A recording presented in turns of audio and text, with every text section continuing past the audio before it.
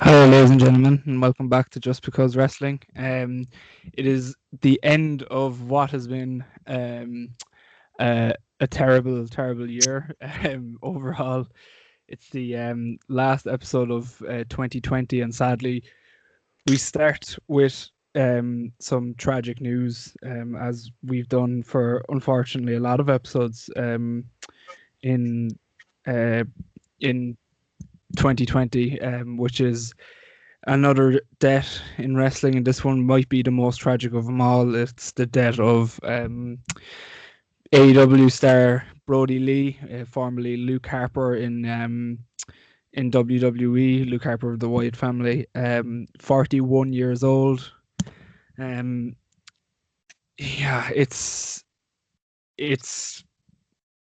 I struggle to put words to it because it's possibly one of the most shocking deaths in wrestling in a long, long time. So, yeah, Well, like it just is the fact that wrestling is a tragic business and something that you kind of have to come to terms with.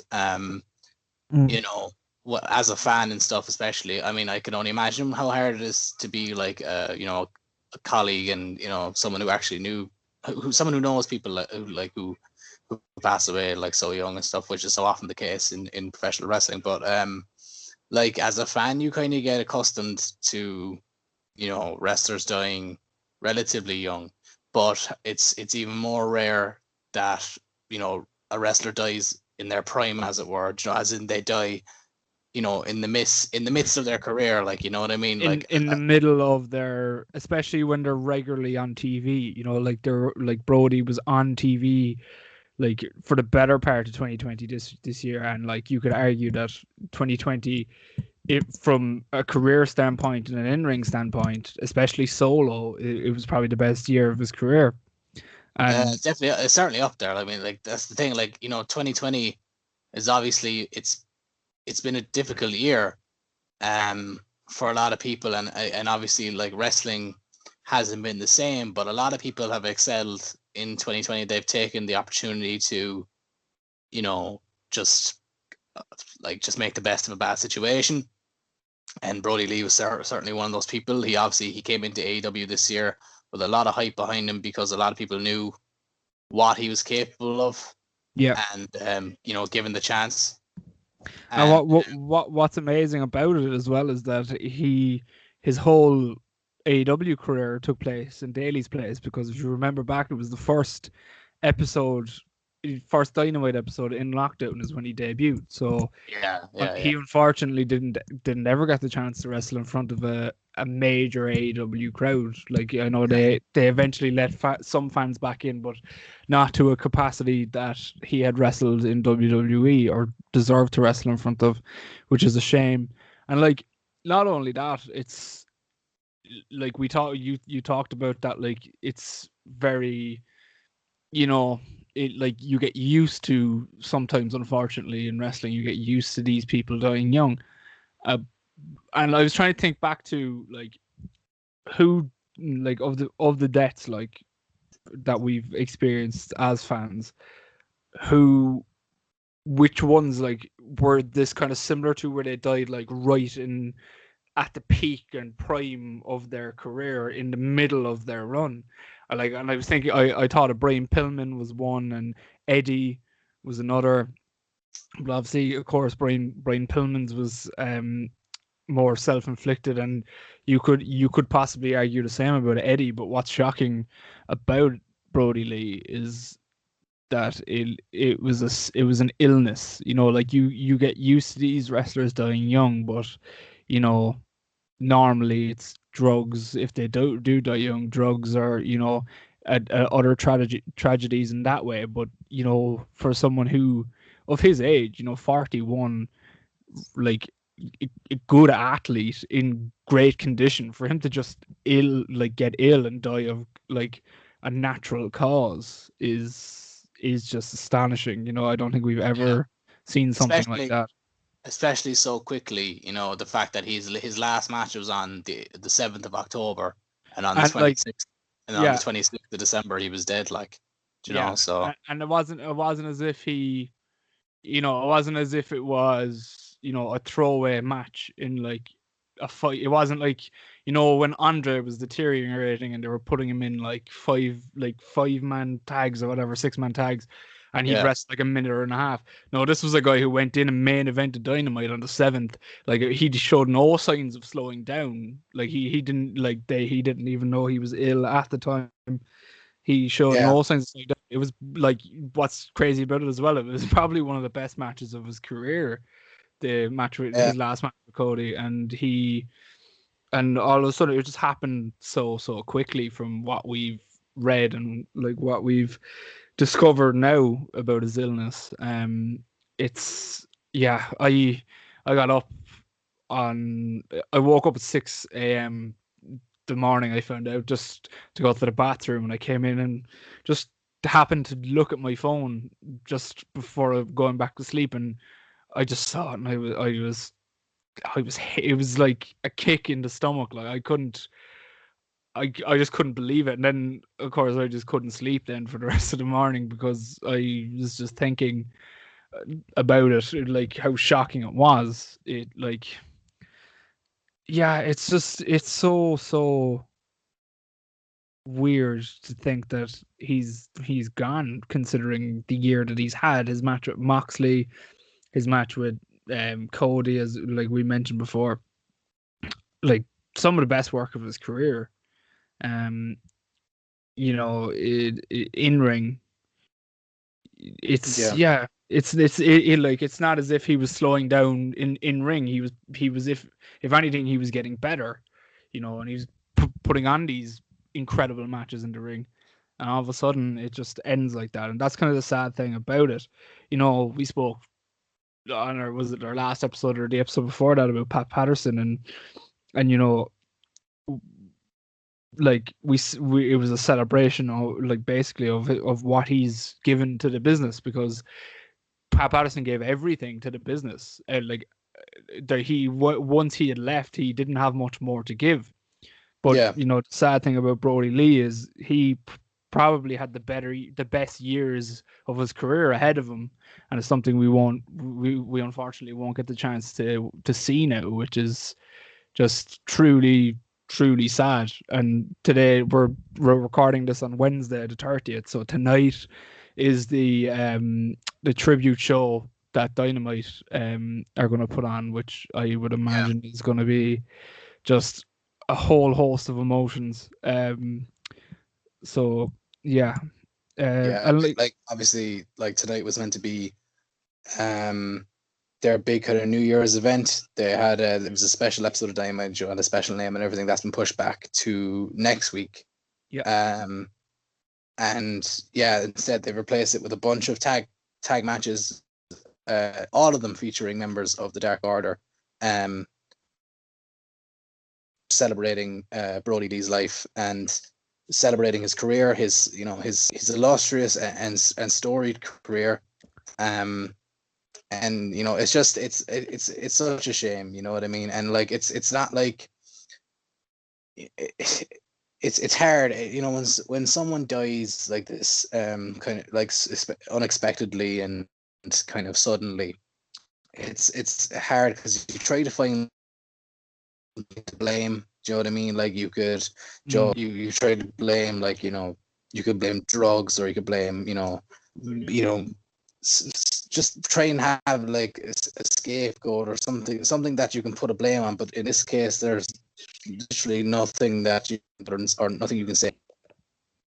He's sick, and went down hard with it, and like that was it. Like it was literally nothing that could have been done. Nothing could have and to prevent it, not to my knowledge anyway. And yeah, it like it is shocking, just or just to see, just looking back over this year. Like, you know, I always find anyway every year when we do these episodes, when we kind of look over the year and what's happened, and kind of like you always forget, like you forget a lot of things happen, right? Like you obviously, you know, you forget how much actually happens in a year, in especially in wrestling.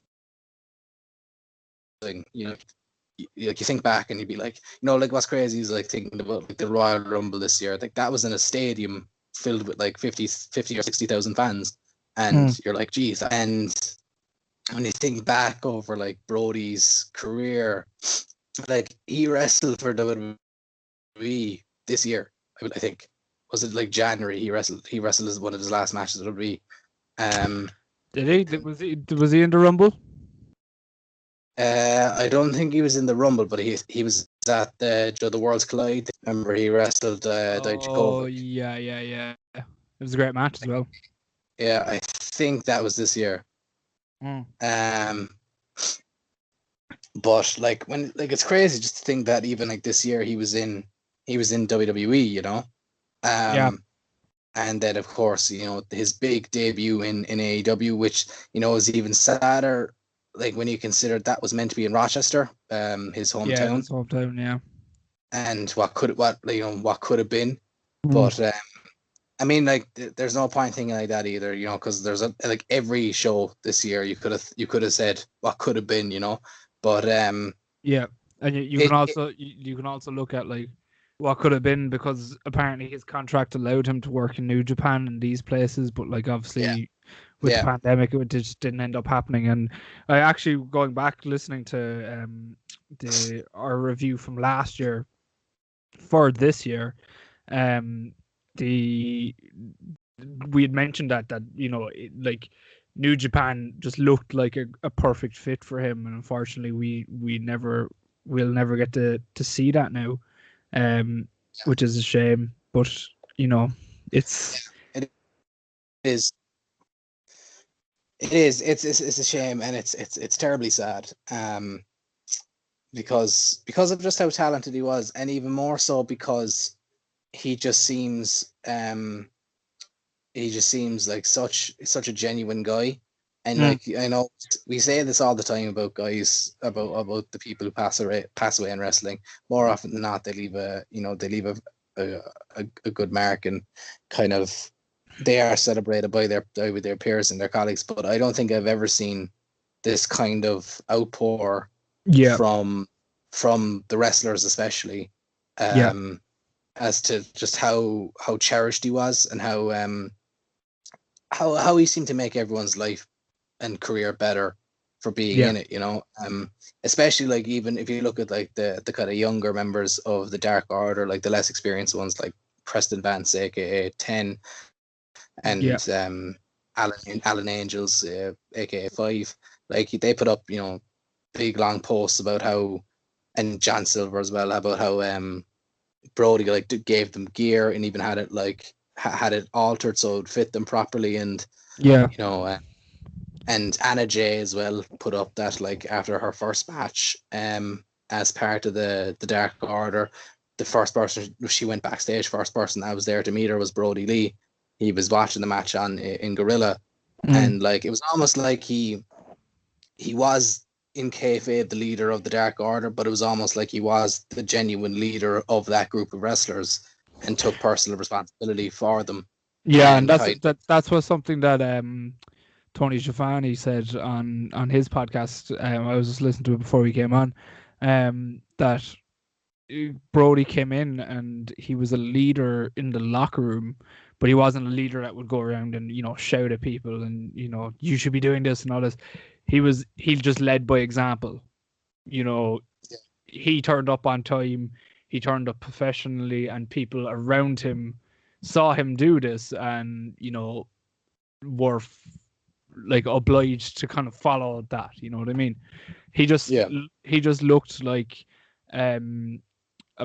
he just, from what we've seen from the outpour of support, he just seemed like a very, very lovable character and a really, really good guy. And one thing that anyone who talked about him online that knew him, the one thing they all echoed was how much he loved his family and his son. And it's obviously so hard to imagine what they're going through right now. But one thing I'd give credit to for AEW and Tony Khan is how from the outside looking in, how well they've handled it, and how good Tony has been to the family.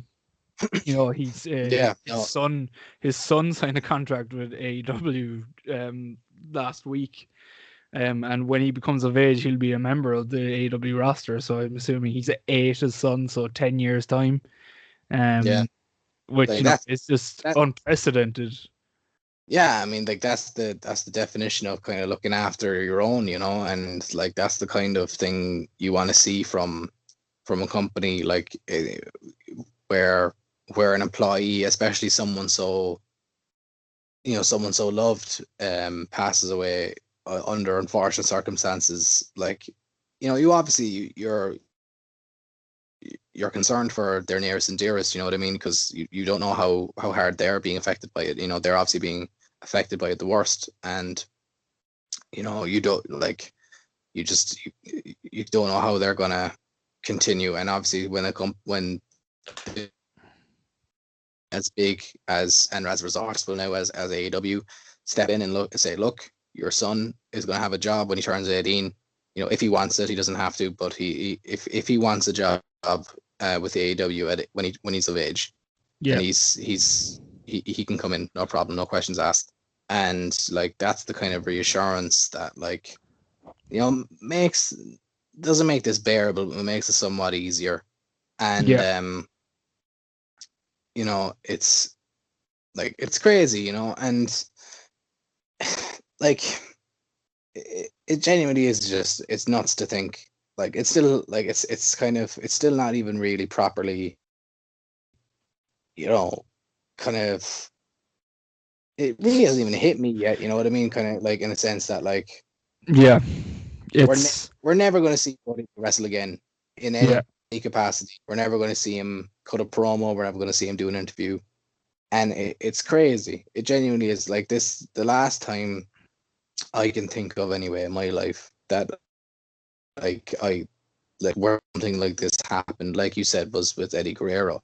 And that was, and even at that, you could trace that back to, there was reasons and stuff could have been done differently, I guess. If different choices were made, then maybe we'd have a different conversation out today. But like with Brodie, it's like it's just so out of the blue, and so there was literally nothing you could have done or to change it. It just happened, and it wasn't anyone's fault. It was just that he wasn't self-inflicted. He just got sick, and that's that. There's nothing that changes that, and that's what's most difficult about it. yeah. And it just, I genuinely thought when Pat Patterson went, I thought like, okay, that's it now, for this year, because we've lost a lot of people this year, and I thought like, well, that's it now. That was the last one before the end of the year, and hopefully next year be better. And just on like just right before the end of the year, this just happens, and this was the probably the most difficult. And they don't rank or compare or anything, but in terms of what someone had more like, or in terms of what he had left to give to the business, this is probably the most difficult. And for him being so young, and we've lost young people, and again, like you said, like, go on.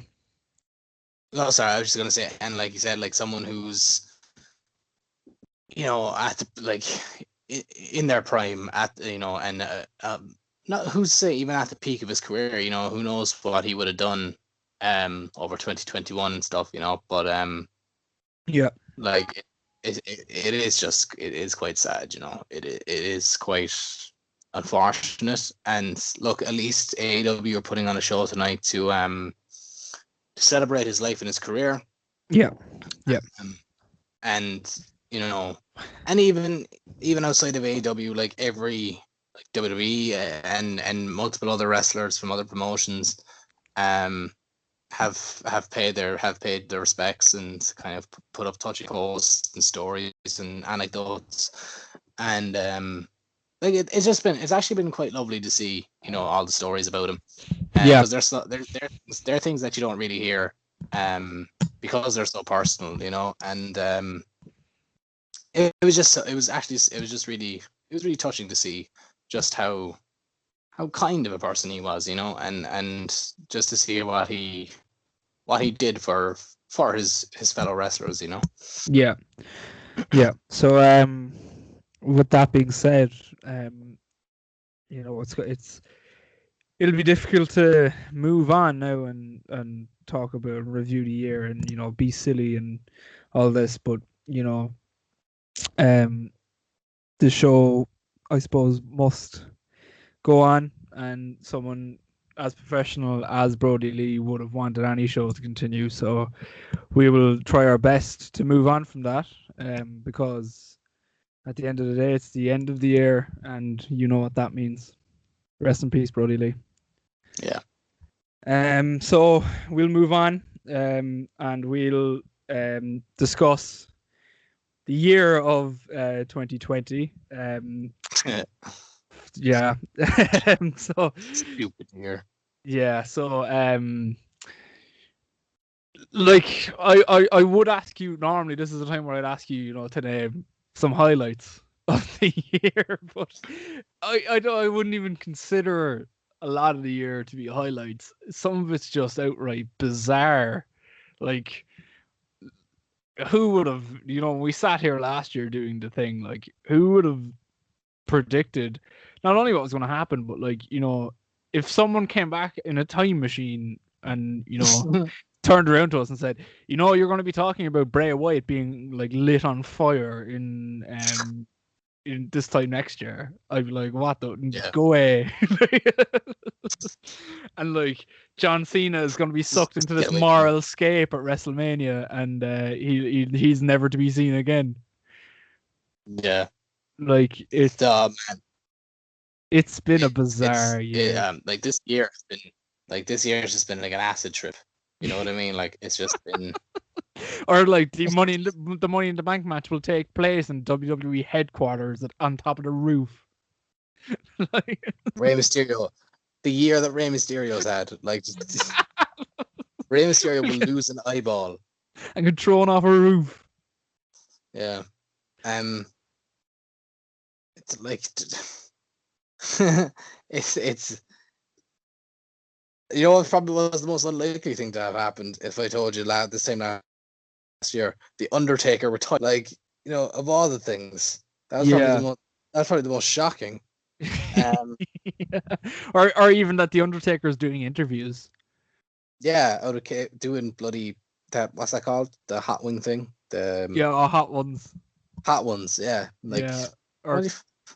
Or like he's doing cameos. Yeah, like, what's going on? All Elite Scooby-Doo. Oh my god, that was hilarious. All Elite Scooby-Doo. Or yeah, like, fucking, it's been a strange year. Like, I suppose the highlight for me in this bizarre year, I loved WrestleMania just because the fact that they pulled it off. Because it was very, very short time. It was just when everything was happening. And they had to scramble literally like the week of WrestleMania was when they decided to do it behind closed doors and do it over 2 nights. And I thought, you know, credit to them, they done really, really well. And, you know, the Firefly Funhouse was insane. And, you know, the Boneyard match was incredible. You know, I thought I really enjoyed WrestleMania this year given the circumstances. But like, I still prefer when there's a crowd, and for me the highlight of that was Edge's return at the Rumble. Yeah, has to be the highlight of the year for me. It almost seems like surreal that happened in 2020. Do you know what I mean? Like, it was so funny just how great 2020 seemed like it was going to be from that point. You know what I mean? In that moment, everyone was just like, "This is going to be the best year." We should have known, right? I blame us. because we should have known that it wasn't going to be that easy, because we got such a great moment of Edge, but we didn't get it for free. We didn't get like just a great day all around. It was the same day Kobe Bryant died in the helicopter crash. Yeah. So like Yeah. it was like a give and take. Like, you know, it was like, you know, we should have known then. Okay, everything's not going to be straightforward this year. Yeah. And unfortunately, it wasn't. Like Far from yeah. it. Yeah. Bizarre year. Literally, like from that point on, everything just went like rapidly downhill, and because as well, like the Royal Rumble was so great as well, because like Drew won it. You're like, oh my god, they're actually going to push this new star. It was a brilliant match. It was match, yeah. One of the matches of the year. It was incredible. Yeah, definitely. And like you're like, oh, this is going to be great. But again, we should have known, because you know we had Goldberg then beating the Fiend afterwards. Yeah, and the Elimination Chamber sucked ass. Yeah, I don't even remember what that was. I remember Shayna Baszler ran roughshod through the entire women's division. Yeah. And then, you know, look at that worked out. Like, yeah, it was just not a. It was a bizarre year. Like, credit to them, and not only them, like other wrestling companies, you know, especially AEW done really well with it. They pivoted, and you know the cinematic match became this big thing, and some of them were hits and some of them were misses, and when they were good, they were really, really good, and when they were bad, they were really bad. Case in point, anything that NXT done cinematically just didn't click. Yeah, it's just weird because just, you know, because it was NXT. Do you know what I mean? Like NXT are typically, you know, like Gargano and Ciampa wasn't what it should have been. Like Velveteen Dream and Cole wasn't great, and then they just kind of stopped doing them, which was fair enough. But like AEW had the Stadium Stampede, which was great. But then they had the Toot and Nail match, which, you know, wasn't great, and which was terrible. Yeah, and then like obviously the Firefly Funhouse was incredible. Like yeah, there's been some good yeah, I actually say that the cinematic matches peaked at their inception. Do you know what I mean? Like when on WrestleMania, when you had the Boneyard match on night 1 and the Firefly Funhouse match on night 2, I think they were the two best cinematic matches to come out of this year. Yeah. The Money in the Bank, like the Money in the Bank match was it was stupid. Joe, looking back at it, it was fun. Yeah. It was fun. It was and it was different, and it was a way to do something. Joe, it was a way of presenting something fresh, you know. But like looking back at it, so much of it just makes no sense whatsoever. But like, it was still funny. Like I don't think I laughed. I think the biggest like laugh I got out of this year was Rey Mysterio getting thrown off the roof, just getting straight up murdered. Yeah, by Baron Corbin. That was the funniest thing. And then obviously, like, you had NXT's cinematic matches just weren't up. Not really, anyway. Like especially the Gargano Ciampa one, that was literally just a singles match, but shot cinematically. And then like Dream and Cole at least had a bit of, you know, trickery and stuff with the cars and the extra people around the place, but again wasn't the best. To be fair, they had one good one in the Haunted House of Terrors match between Dexter Lumis and Cameron Grimes. That was a fun little match. Yeah, that was okay. Yeah, like AEW did it with Stadium Stampede, which was great. Yeah, that was really good. And like the Dinner Debonair, I know it wasn't a match, but you know that was, you know, really good. You know, other places tried it. You know, other companies who don't particularly have the budget and shouldn't, if they don't have the budget, like Impact tried it, Moose and EC3, and it just wasn't good. The all Elite Deletion or whatever it was with Matt Hardy and Sammy Guevara was good. You know, It was like, fun, like, you know. yeah, I like WWE as well, especially used a lot of it to its advantage. Like that, I know we joked earlier about Bray and Randy and being lit on fire and all that, but that was actually really good. You know, that Yeah, it was was. I enjoyed that. That was good. You know, sometimes then they went a bit crazy, like the eye for an eye match. Like, it was nuts. And stuff like that. So yeah, all in all, what a bizarre year. Yeah, it's been Like a man it's got been shot. A man got shot on Impact. We didn't even discuss that. yeah. Most years that Johnny Bravo. like most years that would be the number one most bizarre thing that happened this year. Man was shot at Impact. Impact. Kara Tozawa was eaten by a shark. Yeah, he was actually. That's true. Braun Strowman was murdered at the Wyatt compound and came back as Braun Strowman was drowned in a swamp. yeah. Yeah, so much has happened this year. Like I don't even know. I'm still like The Rock showed up at Impact Wrestling. I mean of all things. Not only Impact Wrestling, the Impact Wrestling pre-show didn't even put him on the main card. Yeah. Via Skype. I'd love to know who in Impact Wrestling made that call. Be like, where are we going to put The Rock? I'll put him on the pre-show. Who that guy that no one knows? Yeah, put that mark on the pre-show. But, yeah, that's yeah. So yeah, will we go through? So what? Will I go through what we had predicted from last year? God, this is going to be interesting to say the least. Yeah. Give me a laugh here. Okay.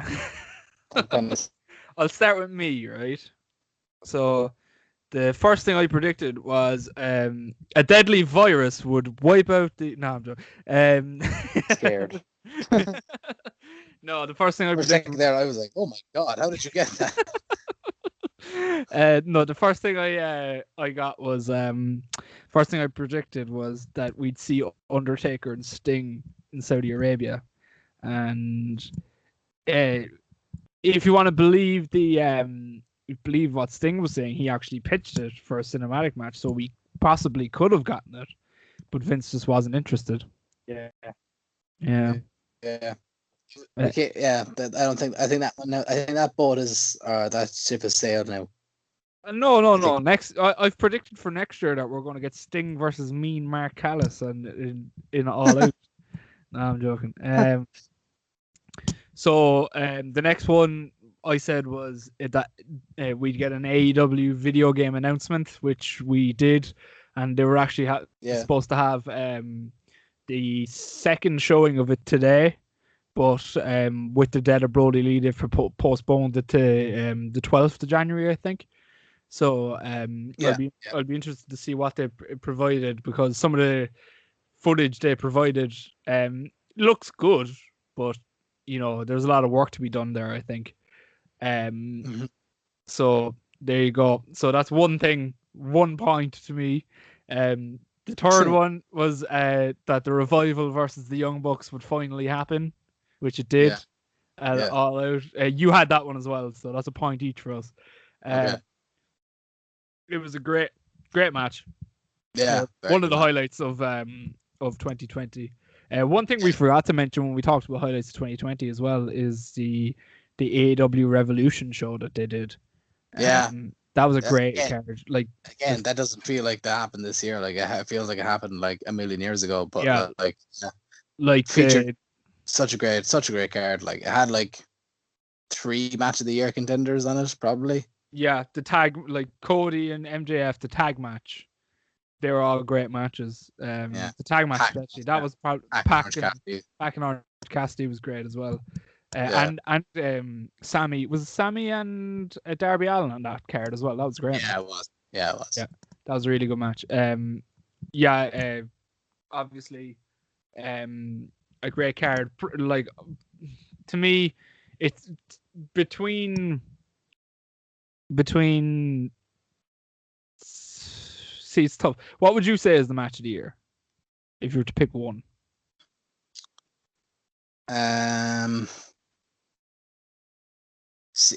Yeah, it is tough for me. Like, when I think about the first thing that keeps coming into my head is the Boneyard match. I just think that was such a brilliant thing. I genuinely love that so much. Yeah. From an in-ring standpoint, like just as a match, like a match. I don't know.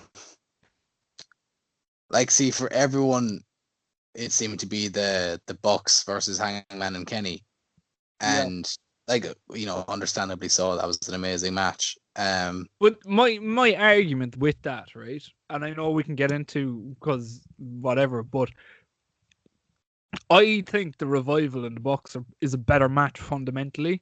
I just think that the crowd, because there was no crowd, I think if the crowd was there for the Bucks and Revival, that would be the match of the year. Because think about the crowd, how hot they would have been for that match. I think if you're looking solely at an in-ring standpoint, I think the Revival and the Young Bucks is a better match. Yeah. Especially with all the callbacks, like, to older tag teams. Could you imagine the way the crowd would have reacted to that, like a 3D and Swamp Town and all that? Or even the DIY spot, like. Yeah. I don't know. Like, it's really hard to call a match of the year, especially when, very few matches took place in front of a capacity crowd, because like that can often, like, as we've discussed before, like how often that influences kind of how a match is perceived. Like, if you could have a 5-star technical masterclass, but if the crowd is dead for it, it almost just kills the match entirely. And then if you look at something like, Rock and Hogan is the prime example. Yeah, literally, literally, that's what I was gonna say. Yeah, I mean, like, you look at something like that, and the crowd makes that match, and that's become one of the most iconic matches now in history because of the crowd. So it is quite hard. I don't know. I'm gonna go with the Boneyard match. I don't know if that counts because it's cinematic, but I just thought that was brilliant. I thought it was so, because no one knew what to expect. And you know what I mean? And then I don't think anyone expected it to be good, and then I don't think anyone expected it to be as good as it was. Yeah, because going into it, like, first off, people were very confused as to the concept of what the fuck's a Boneyard match, and like, I get why in the middle of a global pandemic they didn't want it to be a graveyard match, but they didn't explain anything either, so you're going into it completely blind, and and I just expected, because it was WWE, I just expected it to be terrible and just something stupid. And then I watched it, and that was the turning point for me. Now, the first night WrestleMania card was good, but like, I went into WrestleMania thinking this might be the worst WrestleMania of all time. No crowd, no nothing. And I went in just really, really down, like, about WrestleMania. And then I watched the Boneyard match, and I was like, those bastards, they're actually going to make me like WrestleMania. Those bastards are going to do it. Like, and then obviously the craziness of the second night with the Boneyard, with the Firefly Funhouse match. I'm not counting that as a potential match of the year, though, because I really don't feel like it was a match. I'm pretty sure, like, they don't even hit each other in it. You know what I mean? Like that was an experience. He does hit him with his sister Abigail. Yeah. When they do the dance. Yeah. Yeah. But it still doesn't feel. It felt more like not even a segment. Just like, it was just an experience. It was amazing. Don't get me wrong. I'm not downplaying it or anything. Yeah. But just, it didn't, like, I feel like it's literally in a category of its own. You know what I mean? Like, it's I get that. I get why you don't really classify it as a match. Yeah. Like, I would say the Boneyard match is a match, just because it was clearly a fight, you know what I mean? But the Firefly Funhouse match was an emotional roller coaster, if anything. Yeah. But yeah, no, for me, I really like the Boneyard match. I remember being on a genuine high after the match, just like Yeah. buzzing, and It's I- it's certainly up there. I think a match that not a lot of people talk about that happened recently was Roman and Drew at Survivor Series. I thought that was a fantastic yeah, match. Um, yeah, considering that like there's not much story there. Drew just won the title, like, didn't even have time to build a story between the two. No one likes the brand fucking warfare thing. So yeah, people are going in, no story. It's a coal match, and they still managed to pull off a fantastic match. I thought that was great. But my match of the year, go on, go on, sorry. sorry. No, go No, on, no. finish. My match of the year to me is the Young Bucks versus the Revival. Yeah. I think that's, given the circumstances of it, given the fact that it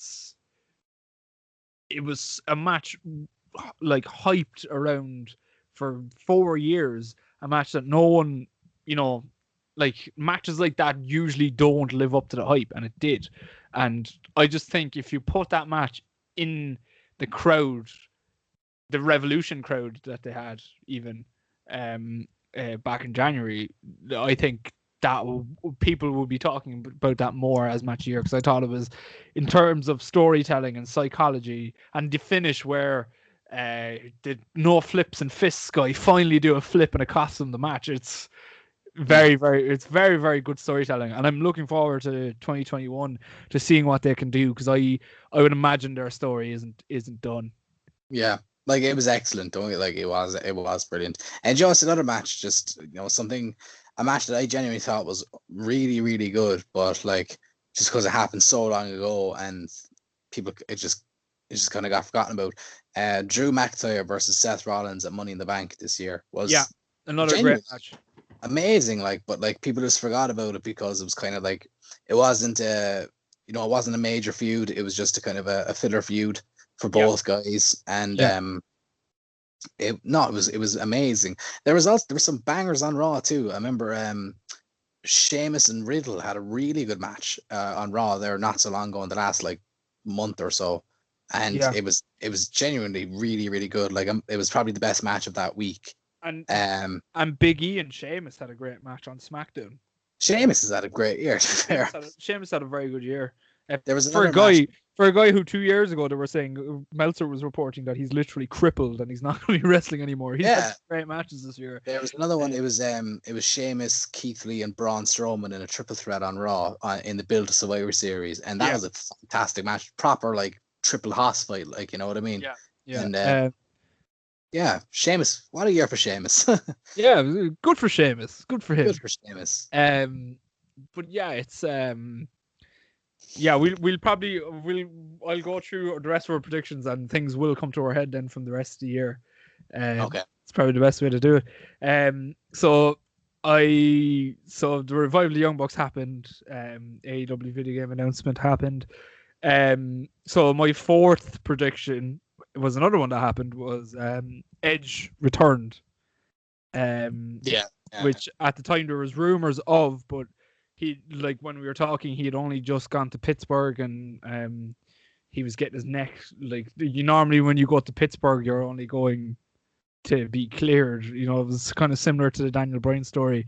So and it was, again, we mentioned it already, a fantastic moment. Unfortunately, he did get injured then after that, after the greatest match of all time, which is another bizarre thing we've never we didn't talk about, the greatest match ever, which ended up being pretty good, but they just shot themselves in the foot, advertising it as the greatest match ever. The fact that it was only third on their top 10 matches of the year. It was a very good match, and it was. No, it was. That's the thing.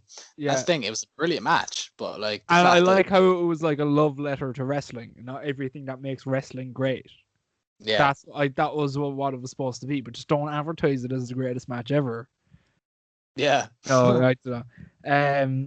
So it's like when someone's like, "Oh, you have to go see this movie. It's the greatest movie of all time," and then you go see it, and you're like, "It was good," but if they hadn't said anything, you might have been like, "Oh my god, that was a great movie," But like, expectation management, WWE expectation management. Yeah. So I'm pretty sure I put this every year. And again, it didn't happen this year. I predicted that CM Punk was going to wrestle. Oh, God's sake. Please don't tell me you We're- put that out again for 2021. We're getting closer. We are getting closer. We've been getting closer for the last 6 years. We're slowly getting there. Slowly. He was talking about it again a couple of weeks Oh, back. for God's sake. Getting closer. Getting closer. You talk WWE about expectation management. Hey, I can manage my own expectations. That's the only part. Clearly you can. I have to manage. Yeah, so obviously that didn't happen. My next one, which I was listening back, I was pretty adamant that this was going to be the match for Mania, but it wasn't. It was Cena versus Goldberg. It was going to happen at WrestleMania.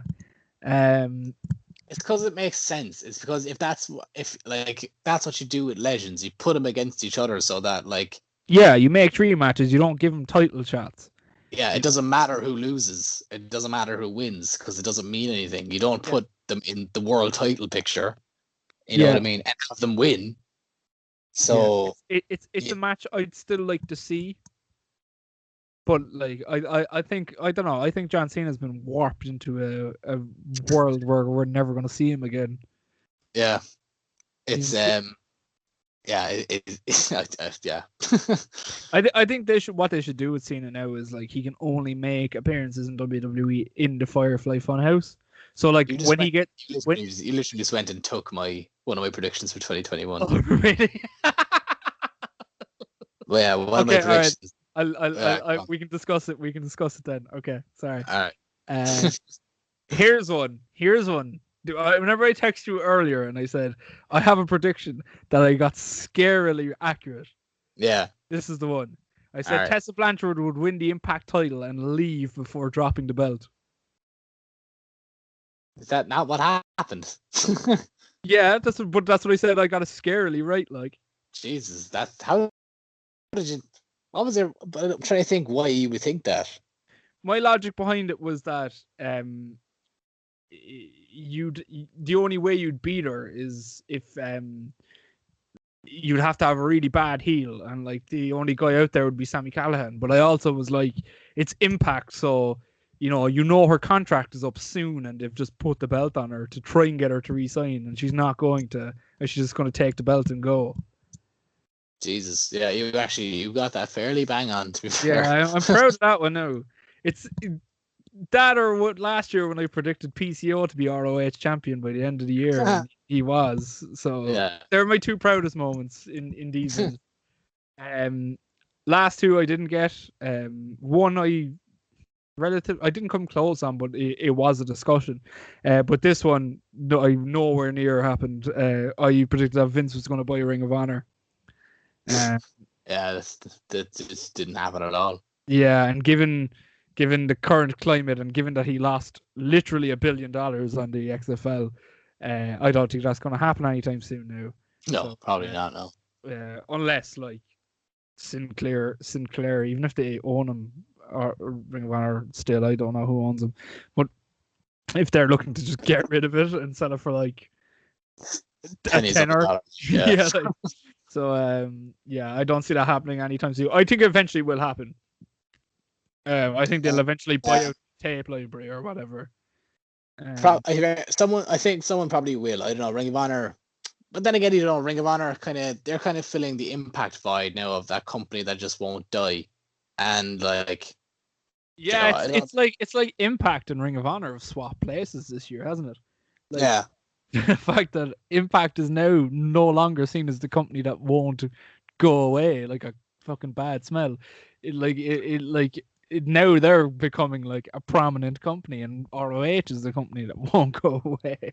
It's the thing. It's the thing with ROH is the people loyal to ROH are ridiculously loyal to ROH. You know what I mean? They're there's diehards and there's company guys, and then there's the Ring of Honor. Yeah. cast and crew. Like, do you know what I mean? They are so devoted to that company. To a fault at times. Yeah, to a fault, and to the point where, like, if it's literally on its on its knees, you know, about to breathe its last breath, they'll breathe its last breath.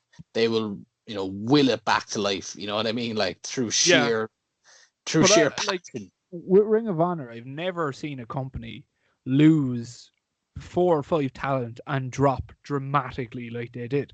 Like when you talk about 2 years ago WrestleMania when they did Kenny and Cody and they had 6,000 people and it was, you know, this, like, it felt like Ring of Honor was becoming the it thing, and then Cody and Kenny and Bucks and these people all left, and all of a sudden it's and I know they had the Madison Square Garden show, but that show was booked at the time when it still seemed like they were going to have Cody and the Bucks and stuff at it. So that's what the tickets were sold on, that promise, and it was with New Japan as well, obviously.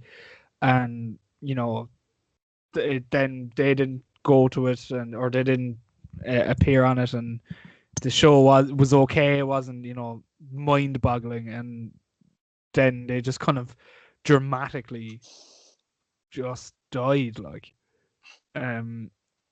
So yeah, it'll be interesting to see what happens with Ring of Honor this year. But yeah, they're in a tough spot at the moment, I'd say.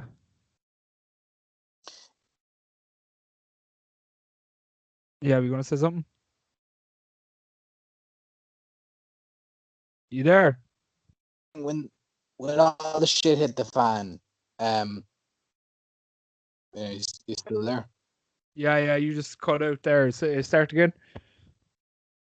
Oh, like when all the shit started hitting the fan at the start of the year, Ring of Honor kind of made a stand in the sense that, like, everyone who was employed with them had job security kind of thing, and that kind of made them, you know, one of the good guys of the wrestling world. You know what I mean? Like, especially when WWE had all, like, that big mass cutting thing that they did back in April.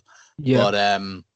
But so, but then obviously Ring of Honor didn't run any shows for the whole year. Literally, they only started running their first shows in the last 2 or 3 months. Yeah. They had their first pay-per-view. They had Final Battle was like 2 weeks ago, and, you know, behind closed doors, pre-taped, and it seems like they're kind of like 10 steps behind every other company. Yeah.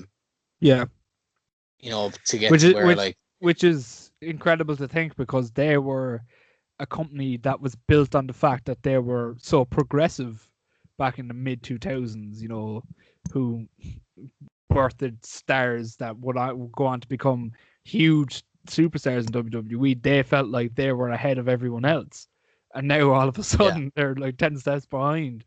So yeah, it's an interesting one. Yeah, I can't see them being bought by anyone like in 2021 anyway. Not 2021. I don't think there's any company in the position to buy in 2021. Yeah. Okay, but my last prediction was, and this is interesting that I forgot that I had brought this up last year. It's interesting considering how much of a hot topic it was during the year. Was I said that AEW were going to be the first company to make their wrestlers employees rather than independent contractors, which didn't happen. But for the year that it was, there was a lot of conversation about this.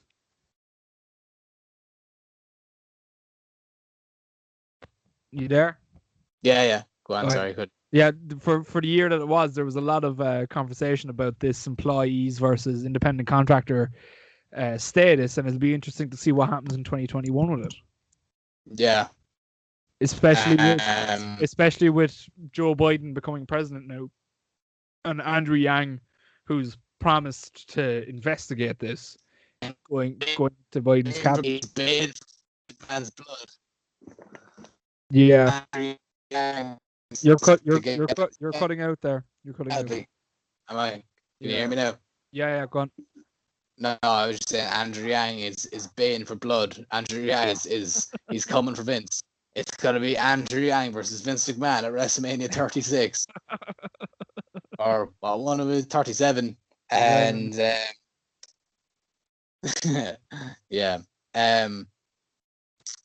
So were those my predictions as well, or just your predictions? No, they were my predictions. I was quite happy with mine, considering I got like 1, 2, 3, got 4 right, 4 out of 9. So I was quite happy with that. Mine are going to be so wrong, aren't they? Do you know what? You were actually very, very unlucky with some of your predictions. Really? Some of your predictions were like very, very close to happening, and you'll see as we go through them, like they were like literally an inch away from happening. Some of those, but some of the ones you did get right.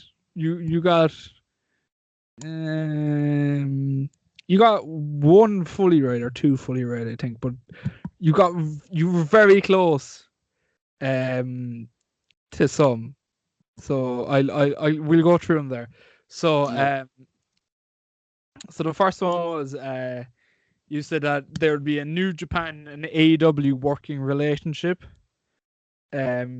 which like it goes. That's one of the things now that you came close to. AEW did have a working relationship with another company, but who would have predicted it would have been Impact? Yeah, I have something similar to that for my 2021 predictions. It's not fully that, but it's something kind of similar though. Yeah. No, you were unlucky with that one because who knows? Fair. Who knows if the pandemic hadn't have happened? Yeah, we might have gotten it. Yeah, we might have gotten it. So you were unlucky with that one. Don't patronize me. You can tell me.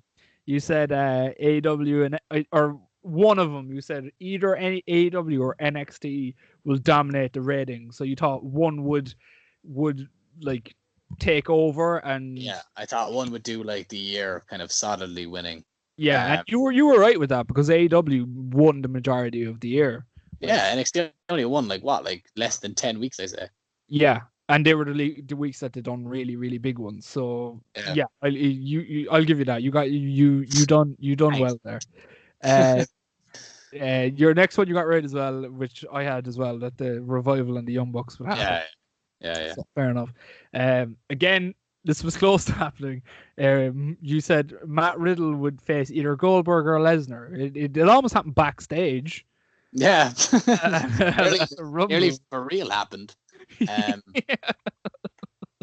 I saw who put it up actually. Oh yeah, speaking of, Hulk Hogan did an interview ahead of the Raw Legends night. Yeah, he said that Matt Riddle is the next big thing. I saw that. Like Hulk just loves picking the most controversial guy. I mean, like, no, that guy's gonna be great. Yeah, I mean, like, let's be fair. Like, Matt Riddle's probably never gonna be like the forefront of the company just because of the kind of baggage he has, and yeah, you know what I mean. Like, fair and upper mid card are fine, but like, yeah, I mean, he's not gonna be pushed as like, he's not gonna be going to banquets as the WWE representative.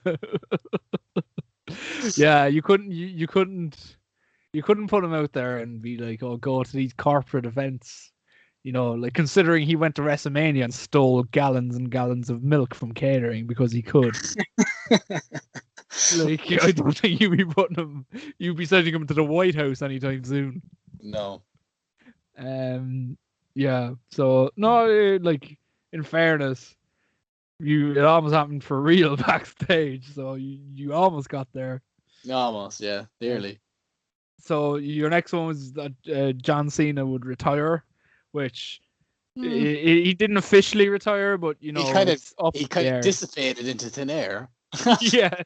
If you said, "Oh, he got sucked into escape and is never to be seen again," then you would have been right.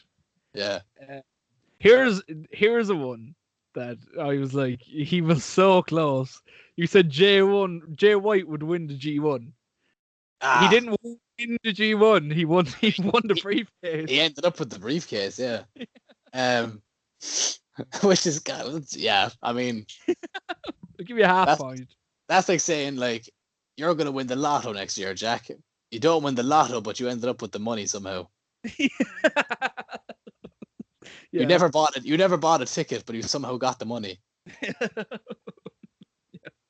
Yeah, fair enough. Yeah, fair. I get. Yeah, I'll take that one. I'm claiming that one. Okay. You said MLW would get a TV deal, which they did. I think you might have been right there. I think they got like I think they got like kind of like an Access TV type one. Yeah, I think they did. I think it is on Access. Or is it on Access? No, Impact's on Access. Oh, I'll check. I'll just double check. They're on something.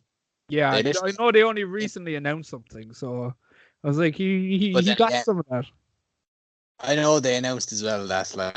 Joe, what it was? I think it was Danzin. Yeah. Or whatever. Yeah, whatever that's called. Yeah. They're on that. Yeah. That's a streaming service. Is it a TV deal? No, not really, is it? No. Yeah. Well, they got something. They got a deal, so I'll give you that. They're putting out weekly.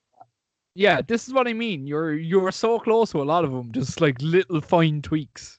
There's, you know what, right? This is gonna be such a niche reference, and like I say, very few people might actually get this.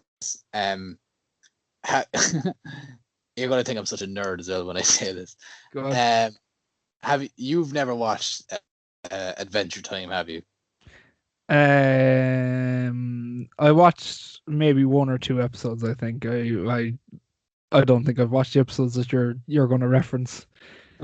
Probably not. But anyway, there's an episode, right, where Finn, the main character, goes down into this dungeon, and he has to like fight his way through this dungeon, and like each chamber has like a new task or a new monster or something, and in one of them there's like this cat or like this sphinx, and he's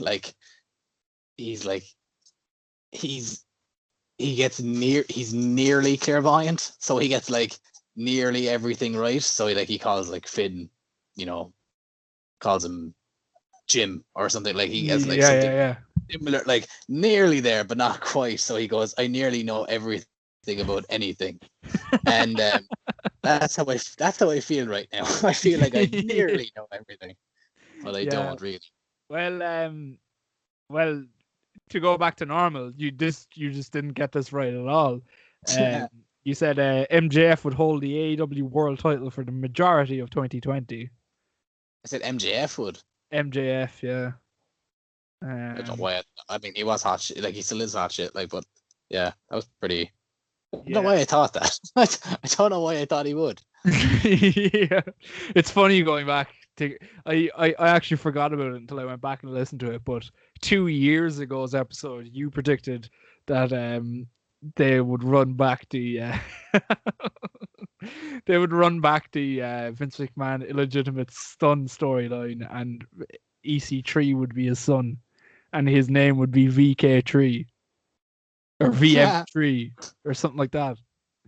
I mean, if you're looking for something to do with EC3, I mean, it was right there. It's a good idea, but it was just so funny, like considering he'd done nothing that year. Yeah, all he's done now is put out cryptic promos. Yeah. So yeah, that was MJF would hold AEW for the majority of the year. You then said we'd get Ronda Rousey and Shayna Baszler at WrestleMania, which Ronda Rousey didn't wrestle in 2020. That was wrong. Yeah, and that's surprising that she didn't wrestle in 2020, considering, I reckon she's kind of like a Brock, though, where she doesn't see the point in doing it with no fans. That's fair enough, but like at the end of the day, you signed the contract. Brock is different because Brock's contract's done. Yeah. Like, did you see they put out like they were doing like this new gaming channel or something? And she was on it. Yeah. She was like the main focus on the poster as well. She was like, the main attraction. Yeah, so maybe, but I don't get. I know. because I think there's probably some truth to what you're saying, that she doesn't want to wrestle behind closed doors. But then she's complaining about, you know, oh, the one thing I hate about wrestling is the travel. And I'm like, well, like, do you just all you have to do is turn up to the Amway Center. Yeah. You know, it's I just don't know one where she stop. she lives in like Texas or something, isn't it? Or Yeah, but like she California. has the money that she can move Oh to yeah, I know. center for a while. Like, Yeah, I know. Or surely she could stay with someone or something. But like, she's I know her contract is up this year. I know her contract is up in 2021. Um, so it'll be interesting to see, if she's quietly released or if she renews it or whatever. But yeah. Ronda's an interesting figure, to be fair. I wonder if AEW would be interested. I say they'd definitely be interested, but it would just be a question of, I mean, why wouldn't you be?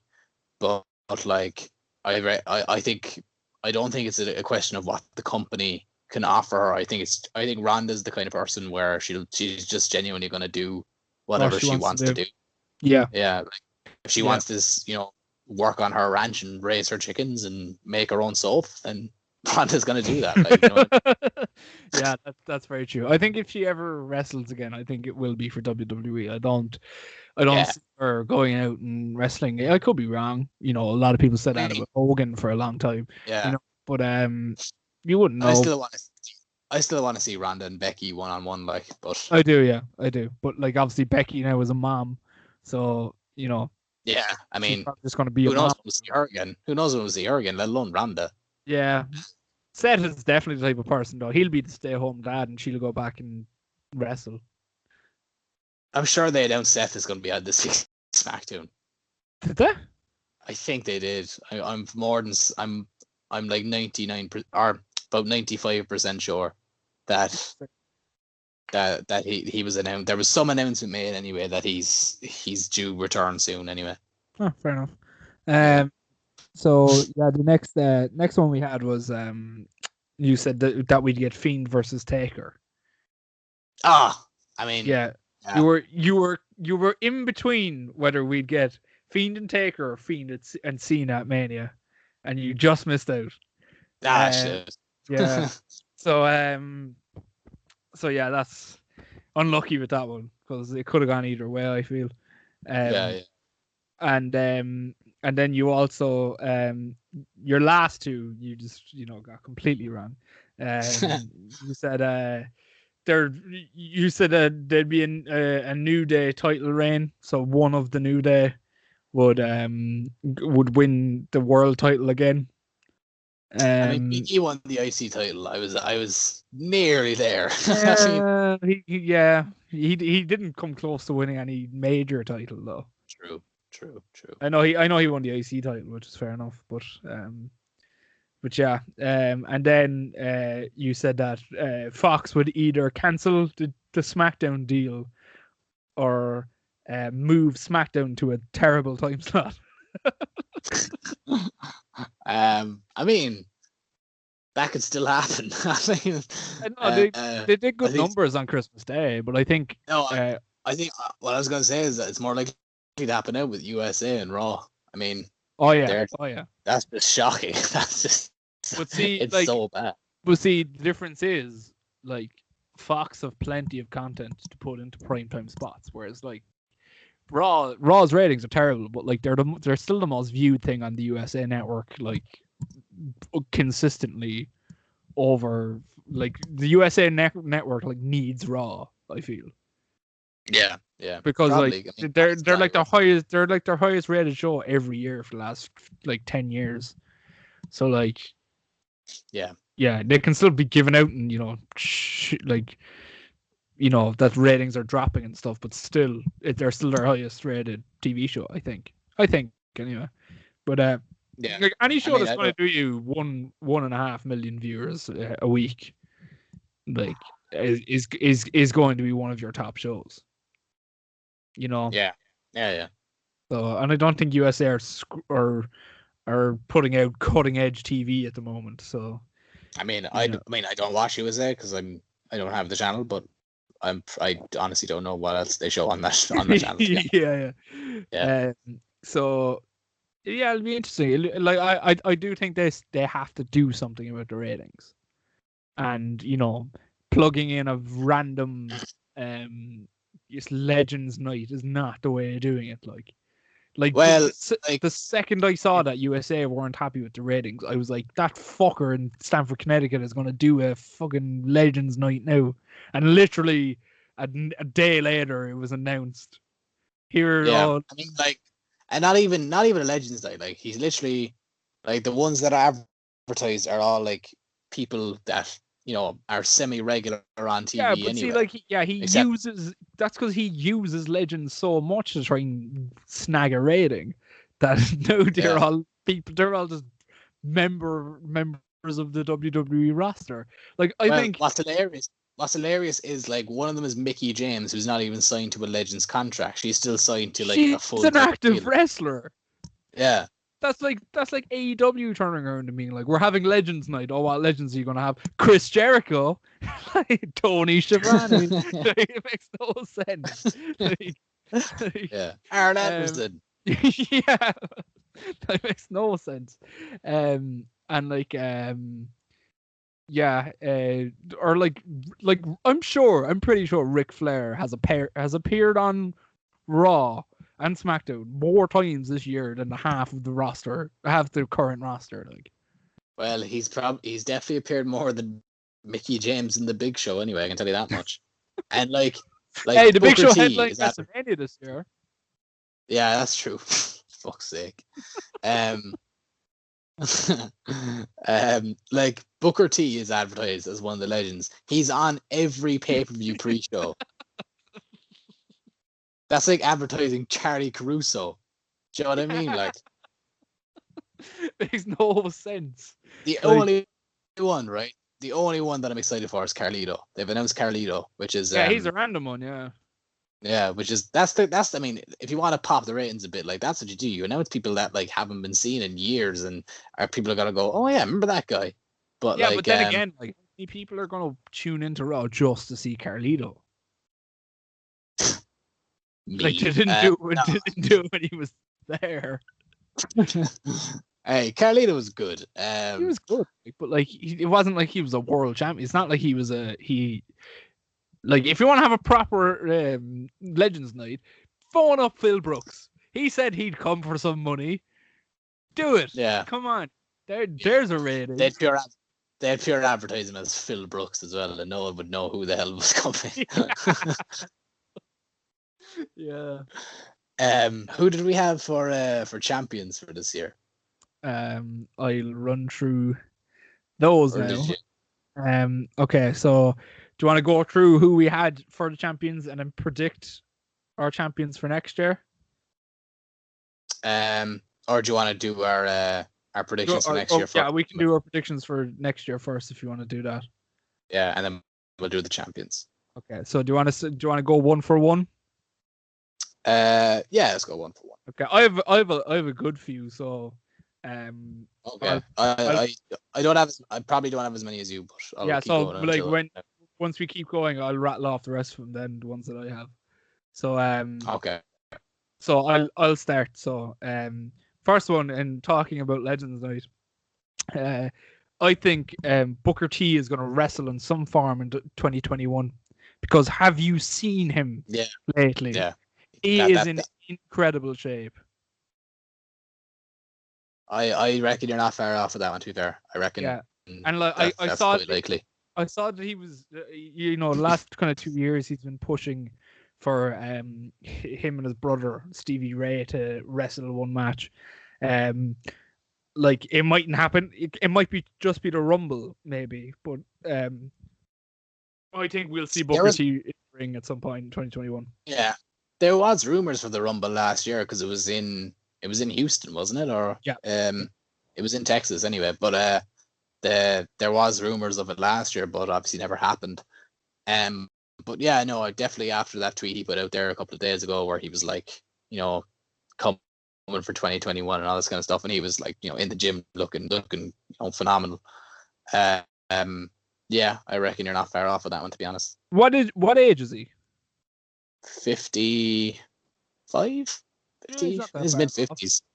He's in his mid-50s anyway. But he's like the same age as Taker. Yeah, he would be. I'll check there, and he's definitely probably in better shape than Taker is. Or Sting, like he's probably he's in better shape than Sting is, I'd imagine. Let's see, Booker T. Booker T is 55. I got that bang on. You could have a match, yeah. I mean, you put him in there with, younger guy who can carry it. You know what I mean? Someone, or even like if they did a tag match, against someone, against like the New Day or a team that could handedly carry the match, like or the Street Profits or something like that. Or anyone like Usos or something, just someone who can carry a match for them. You know what I mean? Or make sure that there's no because whatever about Booker T, but like I have no idea what way Stevie Ray is. I don't either, to be honest with you.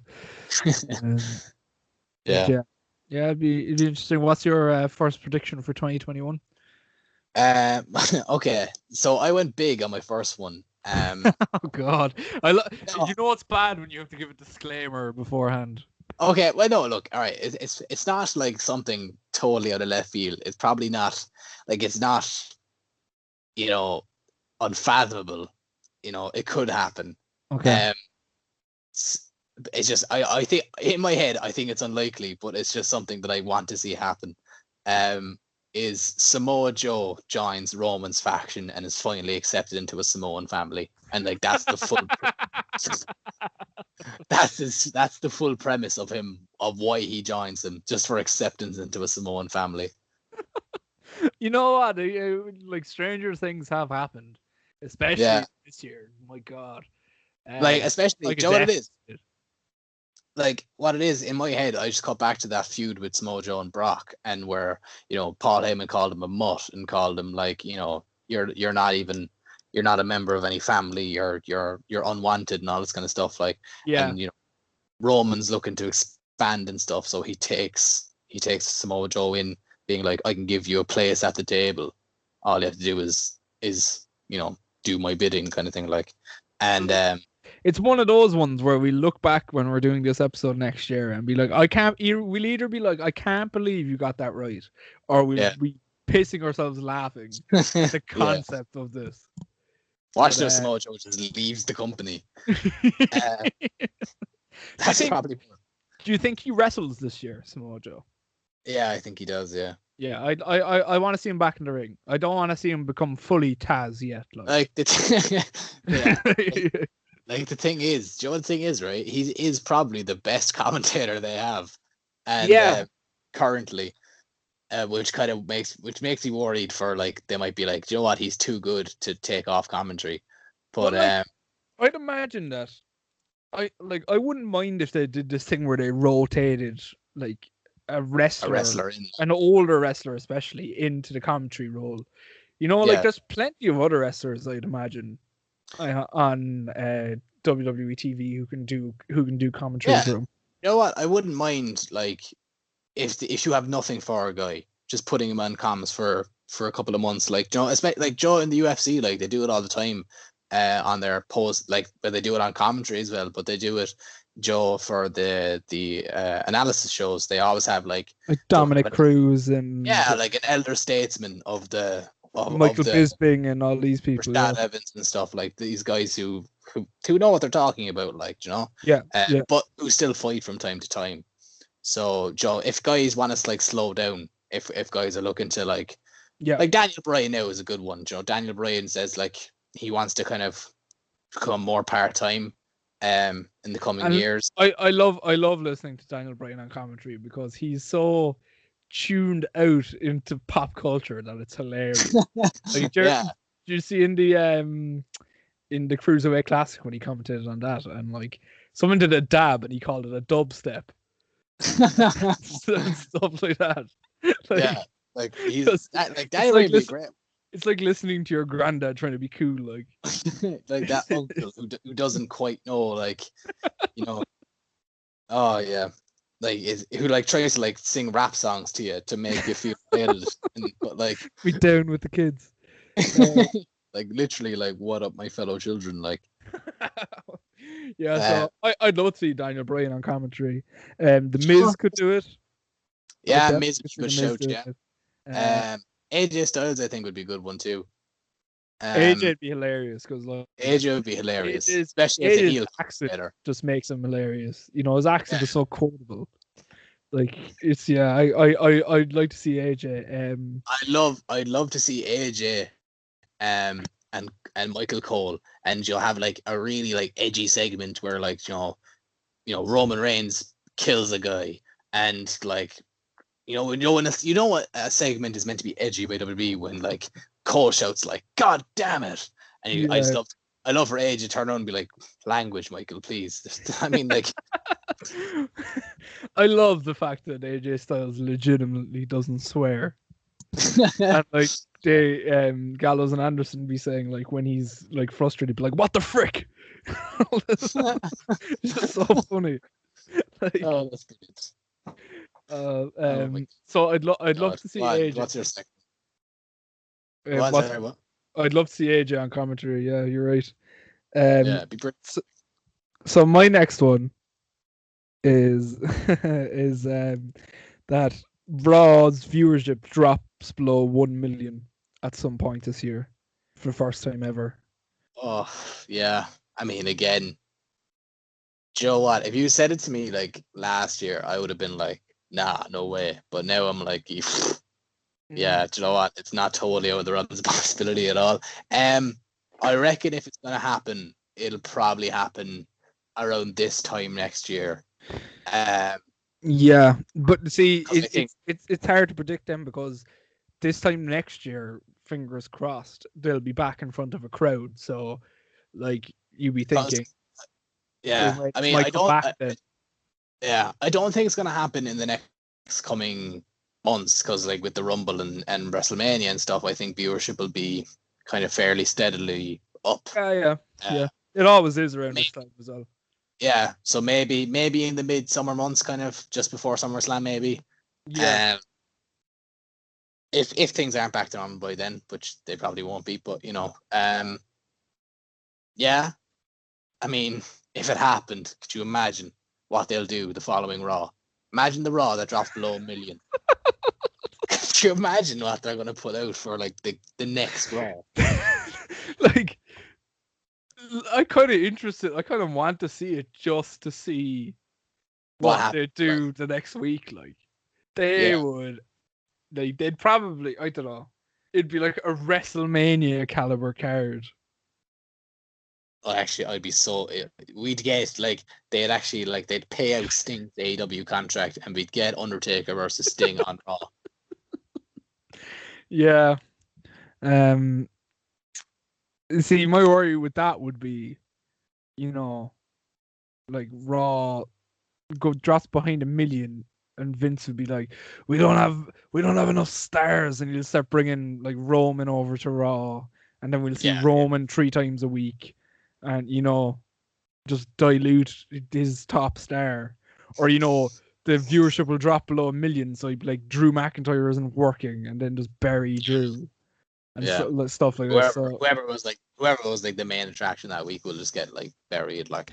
And not even that. I think it's whoever's closest to him in Gorilla will get the brunt of it. Whoever was nearest to him. But I think we might see it this year, possibly. Yeah, I could see it definitely. Okay. My next one kind of leans into my title one because it's a spoiler for 2 of them, but mine is Roman and Drew hold the titles for the year. So basically, they both do. I don't want to see either of them drop the title for the year. Because I think they're probably the 2 best things about WWE at the minute, and Roman definitely. Drew can be kind of on and off. Well, he's more on than he is off, but he can have off weeks, and that's more so down to the booking. But like, like I just think that they're 2 stars, and they're the 2 guys you build a company around, and like I would be totally up for just Drew and Roman ruling the roost for the entirety of 2021 until things get back to normal. Or at least some resemblance of normality. Yeah. And then come 2022, you start looking at like, okay, who's gonna take it off him? You know what I mean? And like, I think Roman. I don't think he's a career heel. Do you know what I mean? I think he'll turn face again at some point. I don't think he should for the foreseeable. But I think like Drew could definitely turn heel over the year. You know what I mean? Like Drew's a great heel, and if Drew's run gets a bit stale, he could definitely turn heel. And I think Roman's good enough, or at least he's shown that he's good enough in the last couple of months that like he can keep this fresh and keep this interesting. So that kind of bleeds into one of my predictions for the year, so I might as well say it now. But before I do, I don't think they'd have two long, lengthy reigns happening at once. See, the thing as well is, all right, and this is more a prediction for 2022 more so than 2021. But I think if you do that, if you have Drew and Roman literally be two dominant champions that looked so unbeatable, like I think that gives you grounds then for a potential match then for 2022's WrestleMania, or at least it gives you a solid foundation for another match between those two at some point down the line. And I think like they've kind of alluded to that, or at least Triple H has alluded to that being a big feud that they want to build to in the future, and that like this past Survivor Series was just kind of a teaser to that.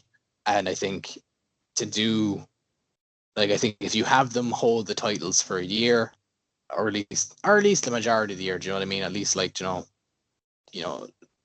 vast majority of it.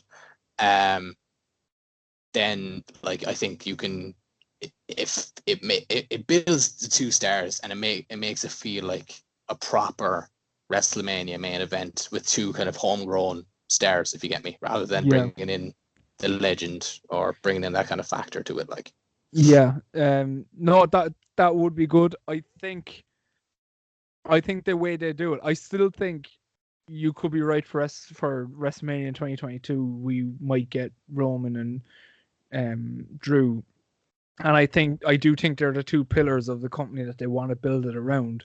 But I think so. My prediction is that Roman Reigns breaks CM Punk's title reign record, the 4-3-4. I think I don't even know if that's physically possible in the year. I don't know if there's enough days accumulated. I think there is, because he's at. I think if he gets to this time next year, he'll be at like 4-7-5 or something like that. So my prediction is that he breaks CM Punk's title reign for 4-3-4. But that being said, I don't think they'd have Drew hold it all then, because you're getting very close to that record with Drew then as well. Yeah. So I think Drew will be one of the cornerstones of the division or of WWE. I just think kind of like Cena in the mid 2000s, I think he might drop it once or twice in the year and win it back like he did with Orton. Yeah. And like, Cena used to with Edge here and there. And plus it keeps things fresh and interesting for Drew, because having two of these monster guys who look unbeatable just doesn't really make much sense, because then all of a sudden it's getting repetitive. Like if you can make Drew, and it did with Orton, it made him look slightly beatable, then it makes his matches more interesting, and then you can promote Roman as the kind of big guy who you just like to see him like beat people up. But like having two guys like that, I think is dangerous. So I would go Roman to hold it the whole year and just be unbeaten, and then I'd go like Drew to maybe drop the title once or twice, but still be always within reach of the title. Yeah, I think they're both the two biggest stars that they have on a week-to-week basis. So, but the thing is as well though, when you say like Roman breaking CM Punk's record, like that's not even the record to beat anymore. It's Brock's record now. Joe, he held the Is Universal it? title for a while. Yeah, Brock Brock held the beat him. Universal Champ. Uh-huh. Yeah, but like Brock, like how many times did Brock defend the title in that run? Like, you know, I know Oh, I it's know. Yeah, I know. record, like, I know, but but like, it's stupid. yeah, It's I know it's stupid, but like, I look at Brock's title reign record like I do like the bronze Rumble record for Saudi Arabia. You it's know, like most eliminations, but like it wasn't a Royal Rumble, it was a 50-man Royal Rumble. I could get the amount of eliminations. I could beat Roman's record at the time. I could eliminate 14 people or whatever he did in a yeah. 50-man Royal Rumble. Like it's it's I mean, the it's Punk interesting. one is obviously more iconic. Like, Yeah, because Punk obviously talked about it a lot more too. yeah, So yeah, I'm going sticking with the Punk one anyway. yeah. I know. I mean, I Uh, would too. so for whose turn is it next? Well, mine kind of led All right, into yours, so if you want to go again, I don't mind. all right, I'll go again. I think Hangman Page is going to kick out of the One Winged Angel. Oh, you took one of mine. Yeah, sure. I kind of knew that you were going to have it as well.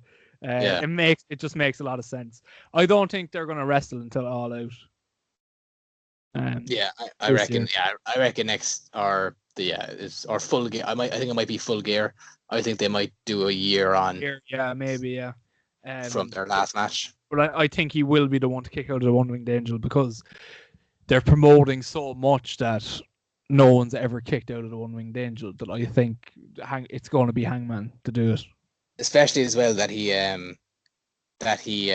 like fought out of it or tried to fight out of it. Like they teased it at the last match. You know what I mean? Like Yeah. he kind of, Yeah.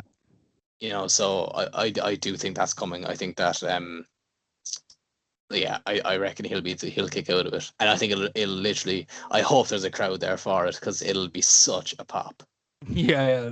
Hopefully by then, if it is Full Gear, they should have a crowd. Yeah, I mean that's nearly a year away, so we can only hope, I suppose. Yeah. So do you want to give your next one? Yeah. This is another bold one, but I think I want it to happen so badly. Well, it's actually not that bold. It's I don't think it's too far out of the realms of possibility, and it's Kenny Omega captures 5 world titles. Those 5 world titles being the AEW, the AAA, the Impact, the NWA, and the IWGP. But for Just this to be literally- right, does he have to hold them all 5 at once? Yeah, Okay. at least for one, at least at one stage, like he has to have all 5 belts. Like I don't care if he like wins one and then loses one the next night. Like there has to be a point in time where he has all 5 championships. Okay. And like literally do that Ultimo Dragon picture, you know, where he has like all. That's what I was thinking. So yeah, I think like he's already got the AAA and the AEW.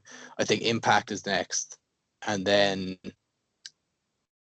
NWA if travel restrictions are still in place, and you know maybe IWGP then finally. But yeah, I would say all 5 world titles.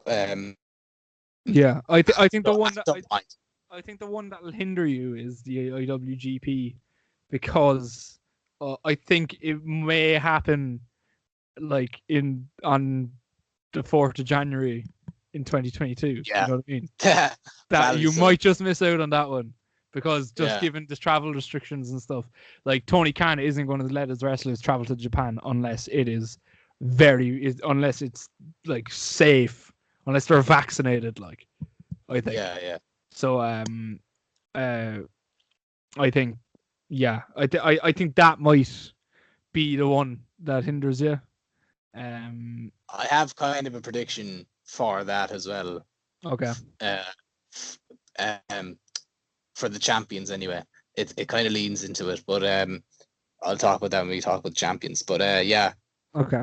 I think five world titles for Mr. Omega. Okay. Yeah, it is. It is possible, but yeah, you never know. My one is my next one is that Brock Lesnar does not wrestle in 2021. Yeah, I mean, if he doesn't wrestle at Mania, then he probably won't. I say. Yeah, and that will be the first year since 2011 or 2010 since he didn't wrestle in No, a calendar year. 2000 and 2000. He wrestled in. He returned in 2012. So so 2011 was the last year he Yeah. didn't wrestle. Yeah, Yeah. yeah, it'd be interesting. Yeah, it would be fair. You see, actually, this year was the first year Kane hasn't wrestled a single match since he signed with the company. And like he wanted to, he was in full gear at Survivor Series. He really wanted to get that one match in. That was so confusing as well. Why was Kane in gear? I didn't see what he said, but he actually addressed it in some interview this week. Oh, did he? I I'm didn't see gonna have to go back now and see what he said. But I know the headline was just Kane explains why he was in full gear at Survivor Series. Try to get that. I tried to break my record. Yeah, I didn't even want a match. I just wanted to tussle with someone in the ring. Like just pins like one of the Godwins, and like that counts. That counts as a match. Yeah. So, yeah. Yeah. No Brock in 2021. Yeah. So what's your next one? My next one. See, these two are kind of linked, so I'm trying to pick which one makes more sense to do first. I'll do this one first. Is AEW wrestlers feature in the G1 / Best of the Super Juniors. Now I'm not talking like a load, but maybe like one or two guys who aren't up to much on AEW television, like get sent over for like that period of time. Yeah, because that's the thing. Like I don't think they'd put like their big stars in it because it's such a grueling tournament that you don't want them getting injured, because you could easily get injured in a tournament like that. Yeah, and I think I think Best of the Super Juniors is more likely, because I think that's obviously kind of not a less prestigious tournament, but just kind of like the G1 is obviously like this huge deal, like this mega thing that happens every year in Japan that like the entire wrestling community looks forward to, even if they're not a fan of New Japan regularly. Like the people can look forward to the G1. Yeah, I could see someone like Orange Cassidy. Yeah, in Orange Cassidy, or like John Silver or someone, or like or even someone like Jack Evans or Angelico or some these guys who aren't doing much. You know what I mean? And yeah, just send them over. Just let them get some kind of like an excursion, kind of like a little mini excursion, just to get some exposure to another audience, kind of thing. Like, but yeah, I think AEW wrestlers feature in either the G1 or the Best Super Juniors, or both. But yeah, just in some capacity anyway. Yeah, yeah, that's very possible. But yeah, 2 seconds there. So my next one is that my one's actually G1 related as well. Interestingly enough, I think Okada wins the G1. Yeah, because it's been how many years now since he won it? Last won it 2 years, 3 years? No, longer. He last won it in 2014. Yeah, so there you go. 7 years, or it'll be 7 years. He's due a G1 win soon enough. So well, like given their history with Okada, he's probably going to break the record for most wins, or like most G1 wins. The current record is 5. I know that. And he has 2, so he's going to get a move on. Yeah, come on, Okada. Yeah, but see, the issue with Okada has been he's been the champion in the G1 of the majority. So I think he might be. I think he might be champion. Come G1 season, yeah. I think he might be. Yeah, maybe. Do you know what? I'm just thinking about it now, right? And for one of my predictions, I need someone else to, and I don't know if it'll happen, to be honest with you.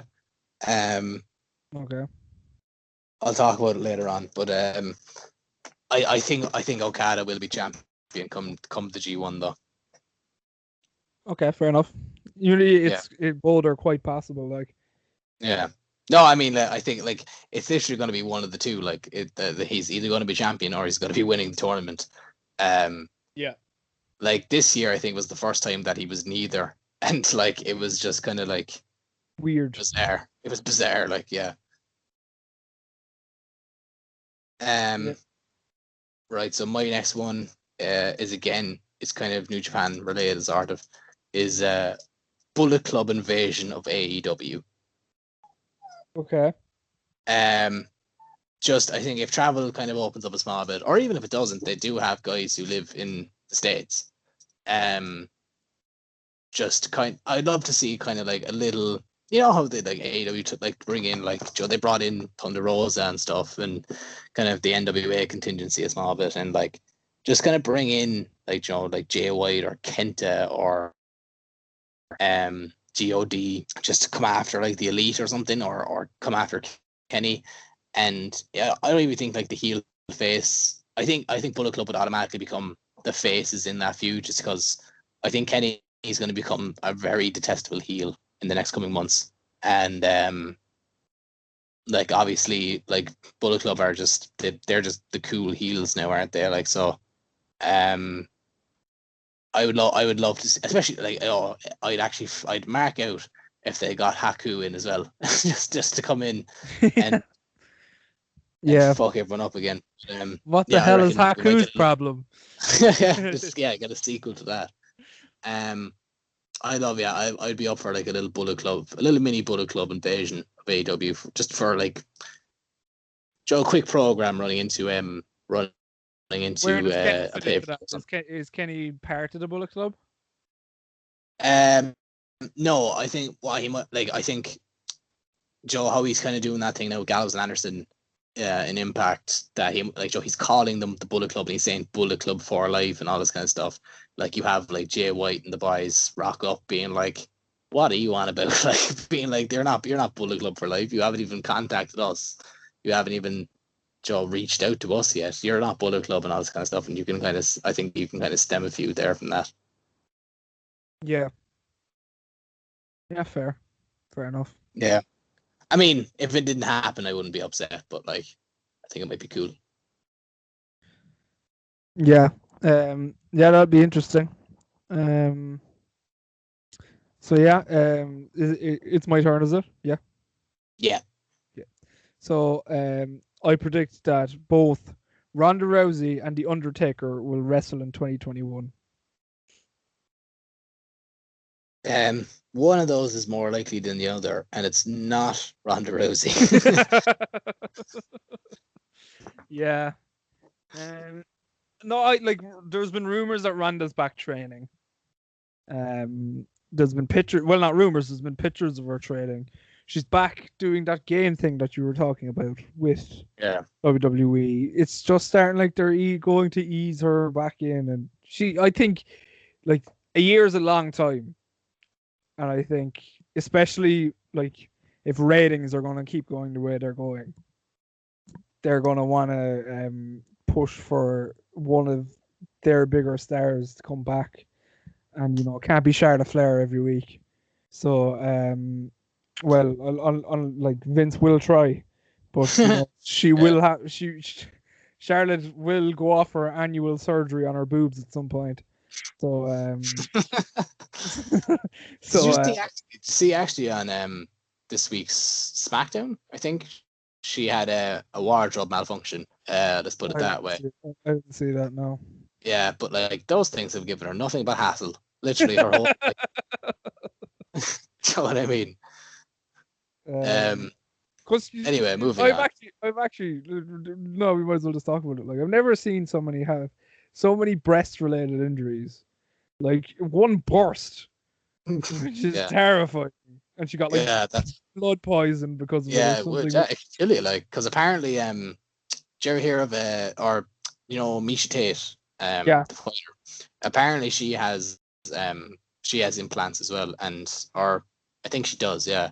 And she said, like, she was told to take him out when she signed for, I don't know, was it Strikeforce, the UFC, but one of them, because like she could very easily like pop one.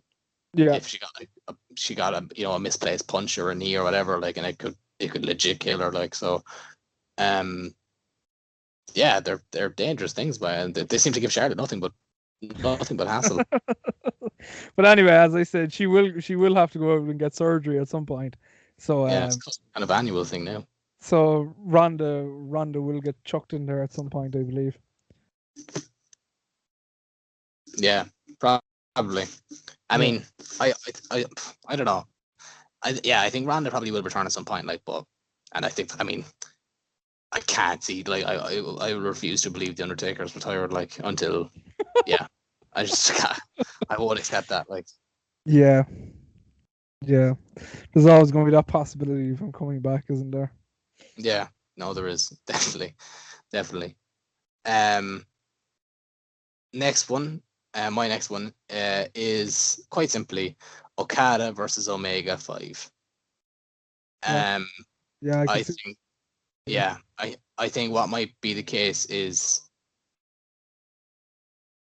this is what I meant by Okada will be champion. So I think Okada might get to the final of the G1 as champion. I think he might lose, and then I think afterwards Kenny might do a run-in and attack him, stake his claim, and I think by this point he'll have the other 4 championships, and like he'll be like, this is the missing piece. And I think for the next like pay-per-view after the G1, they might do Kenny and Okada, 5, and I think Kenny might go over. And if you're wondering who I have winning the G1 next year, and this is what I mean, it probably won't happen just because of the way things have gone. It is, of course, one Kota Ibushi. Yeah, just because, obviously he's won 2 years in a row now. I don't know if they'll have him go 3 in a row. But and like Ibushi's kind of falling into the Naito category where they never really give him his moment at the same time. You know what I mean? But that's what I'm saying, because that's the thing with New Japan, isn't it? It's like everyone wants this guy to win, and then they don't do it, and then they're like, okay, next year, and then next year comes, they don't do it, and you're like, okay, next year, and then it just seems like they don't want to push that guy, and then when you get to the point of like, all right, I've just accepted the fact that he's never going to win. When he wins, then they do it, yeah. Yeah, when he wins, then you're like, oh my god, they finally did it. So I think for Wrestle Kingdom 16, so January 4, 2022, I think the main event might be Kenny and Ibushi, and we finally get it in New Japan. Maybe. I mean, maybe that's what I'd want. That would be cool. It would be cool because really everyone cool. wants to see Ibushi Omega go at it again, and because what's one weird, match wasn't enough for me. And what was weird is that they didn't do it that year, because he got to the final against Tanahashi. And see what I mean? They, like, people have forgotten now about a potential Omega Ibushi rematch, and it's been like 3 years since. Yeah. So we're slowly but surely getting there again. It'll be interesting. It will be interesting. I wouldn't be mad at it. No. So yeah, my next one is we get at WrestleMania, we get a Firefly Funhouse match between Randy and The Fiend. I think that's where this is heading. Maybe. And I think it would be cool. It would be cool because like Randy's got the kind of career where you could like. Oh, you definitely could do it with Randy, and like I predicted it really because I came up with this cool concept where I only really want this to happen because of this concept. I want like Randy to go to the same scape that Cena did, and then like he gets to the ring and Cena's standing in the ring, and they go face to face, and then you see like the apron and like all the like the ring posts and stuff start changing to different pay-per-views that Randy and Cena wrestled on. Yeah. And like it's like a flashback in time, something like that. I just came up with that and I was like, that's cool for a Firefly Funhouse match. So that's the thing, like Joe, like with a Firefly Funhouse match, like the kind of the potential is limitless, really. Like, you know, it's kind of only it's really up to the imagination of Bray Wyatt and his opponent and capabilities of WWE's production team. And like you could definitely see them doing something like, you know, because like the Firefly Funhouse match, if we're going off the Cena match, it's like basically a tongue-in-cheek kind of criticism of their career, and like one of the jokes would be hilarious. You could imagine they would, like Bray Wyatt being like, "Oh, I'll shake your hand before this match. Actually, you know what? I don't think I want to," and all this kind of stuff, like stuff like that. And like you could definitely see like them involving Mark Jindrak or something like that, because remember they were criticized. You know, or Joe, they could definitely get in Ted DiBiase Jr. Just like bring him in for like for you know, because he's definitely not doing anything. And and like what you could do then is like be like, oh, where's the other one, or something like that, you know. Oh, dude, like where's the other one? And then that, you know, the Samoan guy that they had for like 2 days. yeah. Get him in. Although, is he still alive? I have it in my head that he might be dead. I could be wrong. Well, if he is, then terribly sorry about that. But no.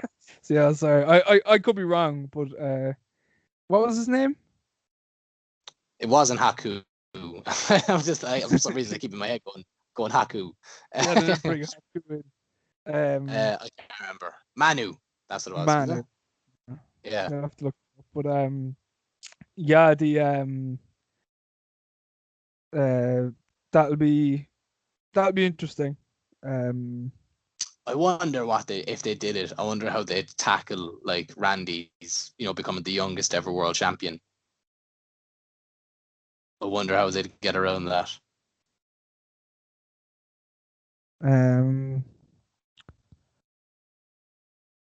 What, say that again? Sorry. I was saying, like, if they did it, you know, I think like part of, or they'd have to kind of, or I mean, they don't have to involve it, I guess, but I mean, it's kind of important, the fact that Randy is the youngest world champion in WWE history, how they would get around the fact of who he beat. Yeah. Unless he just beats, you know, Bray, you know, becomes that role of, you know, the guy he beats kind of thing, like, or yeah, or there's limitless things you could do, because like they're like the thing I was talking about Cena and Randy Orton, that's been a huge criticism of Orton and Cena's careers, that like they wrestled each other so many times, like, and not even so many times, just like in so many high profile main event matches. Yeah, and you could definitely see something like them squaring off in the ring, and like Bray sitting outside being like, "Not this again," you know, something like that. I think it's very like the Randy Orton is like the natural progression as to who's next to enter the Firefly Funhouse. I think that would be, it makes a lot of sense. So I'd like to see that. I'd love if they did like, Joe, that OVW class, and you did like Cena, Orton, the next year Batista, and the year after Brock, and like yeah, that'd be cool. Even do Shelton Benjamin, do him on like a SummerSlam. Yeah.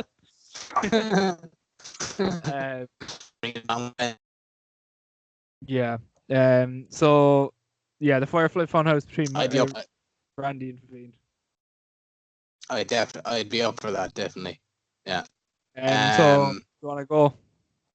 Yeah. So my next one was Hangman Kicks Out the Old Winged Angel. We already covered that. My one after that we kind of already touched on was I had John Cena returns, and I was just gonna say that he's like he returns in the Firefly Funhouse. Like I was gonna say more for SummerSlam. Just I don't know why. I just kind of I for some reason I just don't have it in my head that he'll be at Mania. I don't know why. So I was gonna push for SummerSlam to make his kind of big return, but like not as a cast member of the Funhouse, but kind of like as a prisoner or something. Do you know what I mean? I love him using like a cast member. he's just a puppet. I love if he was like, you know, if he was in like trapped in a hall of mirrors, but he had no reflection because you can't see him, and like, yeah, that'd be cool. That'd be really cool. And like he's just going insane because he can't see himself. Yeah. And I do it like. So we already kind of touched on. I do it where he'd look like Leonardo DiCaprio in The Reverend, like all hair, or like Tom Hanks in Castaway. Yeah. He's just all. He's lost all muscle mass and like he's just. Do you know if anyone was willing to do it, it would be Cena. Well, probably no one's more tongue in cheek than he is now. Like so. Yeah, but like I mean, if anyone was more dedicated to losing like all his muscle mass just for one match at WrestleMania, it would be Cena.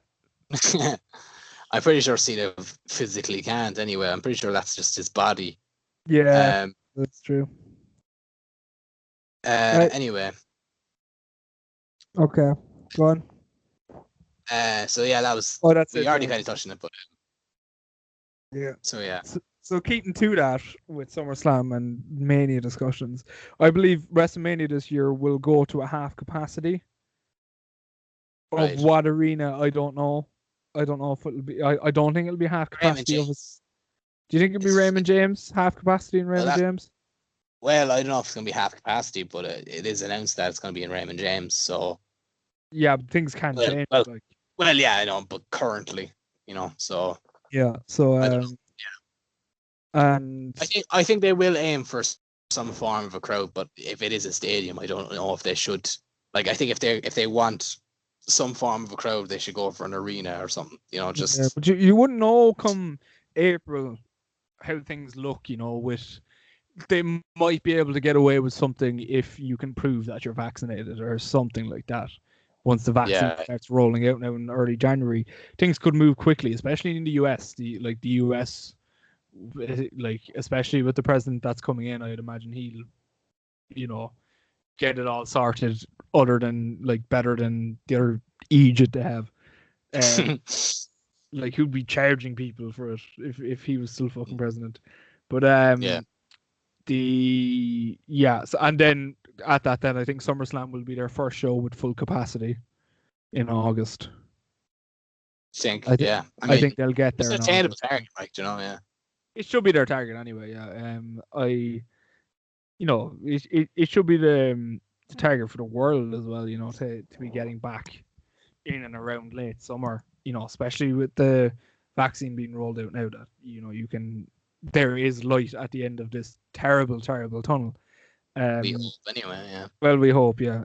So, August SummerSlam. I think it's an attainable goal to have a full capacity show, which would be really, really fun to see.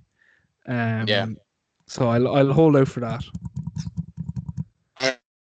Yeah, I could see that definitely. Yeah. I'll hold for that anyway. My next one. So I had this as these are my last ones. So I had this as two separate ones, but I'm just going to combine it into one because it's all kind of connected anyway. The brand split is done away with. The tag and women's titles are unified. And the 24/7 and the women's tag titles are discontinued because WWE collectively the 24/7 and the which title? Sorry, the women's tag titles. I thought you said the women's titles, and I was like, why? No, them? No. I think the tag titles aren't gonna see through the end of the year. I think the 24/7 title will. I think there's room for that on WWE television still. And it's still entertaining. I think it gives R-Truth something to do. Is it that entertaining? So. Fair enough if they were doing Joe the Drake Maverick things that they were doing, they were funny, but yeah, but obviously they can't do those now. No, I know, but on location and stuff. But yeah, I know, but the segments now are not even. They're just the same segment every time. It's just but you look at Survivor Series and the gobbledygooker and all this crack. Like, okay, we mightn't have found it entertaining, but I'm sure if you listened close, you could hear Vince howling with laughter. And at the end of the day, that's all that matters in the land of WWE. So, and he loves R-Truth. He loves him. So I think to get him on TV, I think he'll keep that title around. Actually, that one's probably that was one thing I missed out on when I was going through your predictions, because you predicted that. R-Truth 100-time champion. Yeah. That was the one I could remember. That was the only one I could remember from last year. I must skip that one, sorry. No, he's at like 40 something. Okay, fair enough. So yeah. I think he's like 45. I think it's around that mark. So maybe this time next year he'll get there. Yeah, maybe. But no, I think the brand split will be done away with. Actually, you know what? I think more. No, the brands will be done away with. I was going to say there's no point because of the networks or whatever. But like, which probably would play a factor, to be fair. But like, it's just. You know what? This is probably just because of recency bias with Survivor Series just being only last month. But I just don't want to see another brand warfare thing. So I don't think we'll get it. I think they're done now with brand warfare. Even if the brand split stays, I think the brand split will stay, given they're on two different networks. So I'd imagine that there's politics in there. The one thing I would say is if SmackDown was still on USA, I think the brand split wouldn't be a thing anymore. Which I don't like either. I don't like when it's just two shows of the same people. I prefer a brand split when they do it right, but they're just not doing it right. So yeah, because what happens is when you get one whole roster, and you get just two shows from the one roster, then one show just automatically becomes irrelevant, that nothing happens on. And for years that was SmackDown. There was no storyline progression on SmackDown. It used to just be like a best of the stories on Raw, but like it was never anything progressed. So I don't want that to happen, but I don't think it will with the brand split, but you never know in this fucking crazy world. Yeah, I think that's just more me being annoyed with the brand warfare thing more than anything. Everyone is the same with the warfare, but I'd rather there be a brand split, but at least done properly. You know what I mean? Like have the people on SmackDown or have the people on Raw care about the things that happen on SmackDown and happen on Raw, and not care about fighting Raw once a year. Yeah. And like I don't even like the tag title thing. Like the men's tag titles, the only reason I want them unified is because their tag division is non-existent, and like they have 5 teams between both brands, 5 proper teams, and like the women's title you get away with, like their women's divisions are deep enough that you could get away with it, but like the women's tag titles are just they serve absolutely no purpose. Like they're like you're not building women's teams. They're definitely they're splitting them up. They split up the teams that they had. Yeah, and made new ones. Made those people go into new teams. It makes no sense. So like Asuka now, like was it like 3 times now this year, either the Raw or the SmackDown Women's Champion has held the women's tag titles as well, because like that's their own way. The teams that are holding it. Like look at the last match, for example, with Charlotte Flair and Asuka versus Shayna and Nia. They're not teams. No. Shayna and Nia were thrown together, and Asuka and Thing were thrown together. Like, yeah. So I think the women's tag titles were brought in because just at that particular moment in time, WWE had like 5 or 6 actual women's tag teams, and then got rid of them all. And then got rid of them all straight away. Yeah, like, and people were like, oh, they should bring in tag titles for the women because look at all the talented tag teams they have. And then they did. They had that one Elimination Chamber match that featured all of them, and then they broke them all up over the course of the year. Yeah. So yeah, I'm sick of the women's tag titles. They're just See, the only way they'll keep them around is because the Bellas said they wanted to compete for it. Fuck off. Yeah. Yeah, so that's the only way they'll keep them around. Yeah. Look, all right, whatever. Give the Bellas a run. Just have them win it at some event and then cancel them. I'm sorry, but they serve no purpose. And like the women are actually better off feuding over of just having a feud over something or going for the top title. Why would you bother going for the women's tag titles? Yeah. No one, fair enough if you were like the Iconics or the Riot Squad or an actual team that has base behind it. But why would Nia and Shayna ever want to go for the tag titles when they hated each other all the way up until the day they won them? Yeah. Why would Charlotte want to come in? Why would Charlotte Flair want to come in to win the tag titles? Why would she not want to come in to face Asuka for the Raw Women's title? Because she's the queen, and yes, she's settling for the tag titles. Yeah. No, you're right. It's just not handled correctly. They split up the one good team that they had this year left in the Iconics for no reason. No reason. None at all. And the thing is, you could build a women's tag division behind the Iconics and just have them hold the title. I would genuinely keep the titles on them. They split teams in brand splits just for shock value. The Riot Squad, another great team, split in the brand split.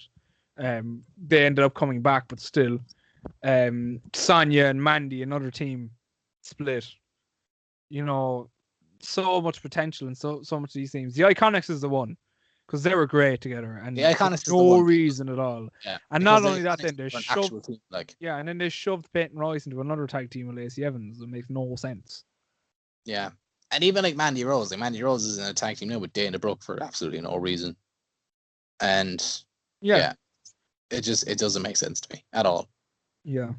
So what was that your last prediction? That was my last one, yeah. Okay. I have 4 more, so I'll run through them quickly and then we'll go to the champions. So I think Edge is going to win the world title at some point this year. I think it's just natural progression from his debut last year, and I think he'll come back from the injury and hopefully stay healthy and win it at some point this year. I think he beats Drew. Oh, I don't know how I feel about that now. I'd say something now if he see, I think he's going to come back as a heel. Okay, all right. Well, that's different. Yeah. Yeah. I think he's going to come back as a heel and beat Drew. That's different. All right. Yeah. If he was a face, I wouldn't be a fan of that now at all. I'd rather but if he's a heel, then go for it. Yeah. I think he will. This one goes based off the declining ratings on Raw. I think Dynamite will move to Monday nights. Oh, this year. That would be cheeky. I think they will. I think they're going to go for it. I think, especially Raw. That could be detrimental to Dynamite though, because if Raw does dip below 1 million, I don't think they'll stay below that for long. Do you know what I mean? I think. But see, if it dips, how many people?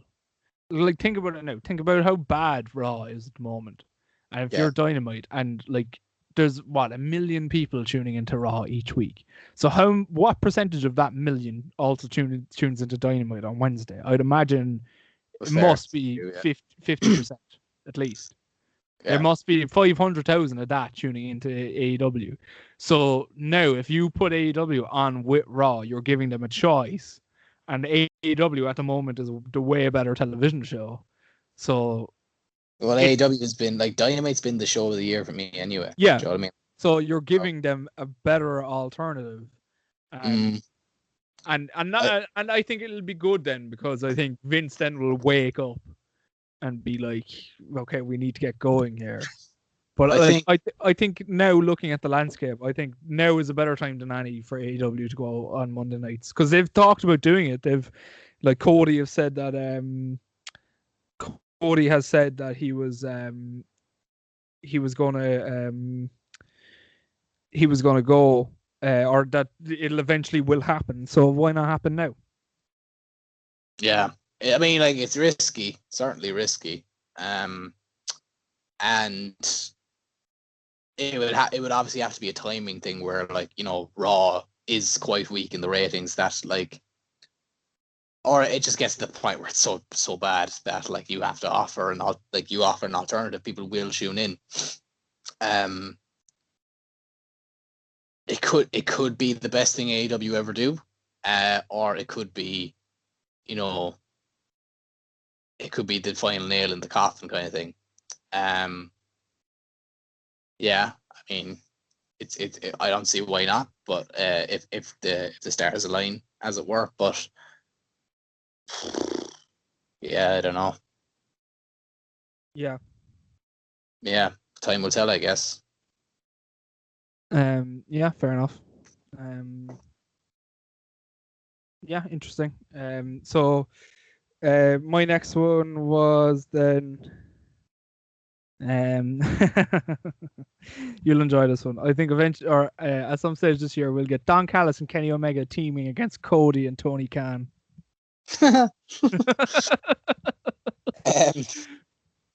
Sure. Why Kenny or Tony Khan is just itching to get in there. I can tell. Yeah, he wants to be more of a presence on screen, probably. So yeah. And my last one is me and you attend a wrestling show at some point in 2021. Oh God, yeah, please. Hopefully, it'll probably be the back end of 2021, but hopefully we get there at some point. And that being said, we will move on quickly onto our champions. Yeah. So we look at SmackDown, we look at the champions for this year. Sorry. So the Universal Champion, you last year said at the end of this year the Universal Champion would be Big E, and I said it would be Roman Reigns. Oh shit! So yeah, I'm happy with that one. Will we say who we think's going to be champion out next year? Yeah. So who do you think's going to be Universal Champion this time next year? Roman. Yeah, I also think it's going to be Roman. Yeah, it's going to be Roman. The Raw tag. The Raw tag. Raw tag team for last year. Oh, sure. The Universal title was on Raw last year. So yeah, I was going based off last year's list. So you said it was going to be the Undisputed Era. Yeah. And I said it was going to be the Street Profits. So I was close. I was closer. Yeah. I was closer. Next year I'm gonna say Retribution, because why not? Who are the champions now? It's the Hurt Business. It's the Hurt Business. It's the Hurt Business, yeah. I'm actually close to yours. I'm saying Ricochet and Mustafa Ali, but I'm saying but it's Mustafa. I think Retribution aren't much longer for this world. So I think Mustafa Ali will turn face in former tag team with Ricochet. Because I think they'd actually be a really fun tag team. So I'm going Ricochet and Mustafa Ali. Not so much Retribution, but nearly there. To be honest, I was finding it hard to think of anyone. Yeah. You came agonizingly close with this one. You said that the IC champion would be Sami Zayn. Oh my God. I was so close. And I said Keith Lee. Well, can't win them all, I guess. This year, I'm gonna go Dominic Mysterio. Ooh, that's a not a bad shout, to be fair. My one, I'm just tying my one into my predictions. I'm going Samoa Joe. Yeah, fair enough. Yeah, fair enough. Yeah. So for the Raw Women's, last year you said Ronda. Okay. Last year I said Carmella. And yeah, both quite year, wrong on that. Yeah, both quite wrong. This year I said Bayley. Okay. I said Rhea Ripley. Okay. Yeah. Yeah. I think we might build towards I think what might happen is I think Charlotte will probably take the Raw Women's title off Asuka at some point, and then I think Ripley will come up and take the title off her, and then I think probably for WrestleMania 2022, we'll get the trilogy then between Ripley and Charlotte. Okay. Yeah. Yeah. So the WWE champion, you said Andrade. Oh, for God's sake! I said Brock, and Okay. I just went with the safe option, and Yeah, at least your guy held the title at some point this year. yeah, and Adam Cole was is my one for this year. Really? Yeah. I remember he was my one for like last year. 2 years ago, I think. Yeah. Ooh, that's maybe I don't know about that one. Yeah. I'm going Drew. Just to keep in touch, like. Okay, fair enough. The safe option, I suppose. Yeah. The US title last year, you said Montez Ford. Oh. And you laughed as well. I said Walter. What? Oh my God. Yeah, I was going by that he's going to be a big foreign heel, and what do big foreign heels do but win the US title? Yeah, literally. So, but unfortunately not. This year I'm going to say Angel Garza. Okay. Yeah. I'm going Keith Lee. Okay, just fair enough. Because I think he's in the main event, but I think he'll slowly but surely fall down the card. Like Vince will just lose interest in him. Yeah, and I think he already he's starting to.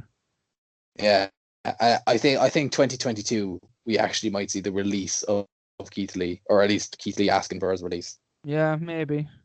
The SmackDown tag last year, you said the New Day.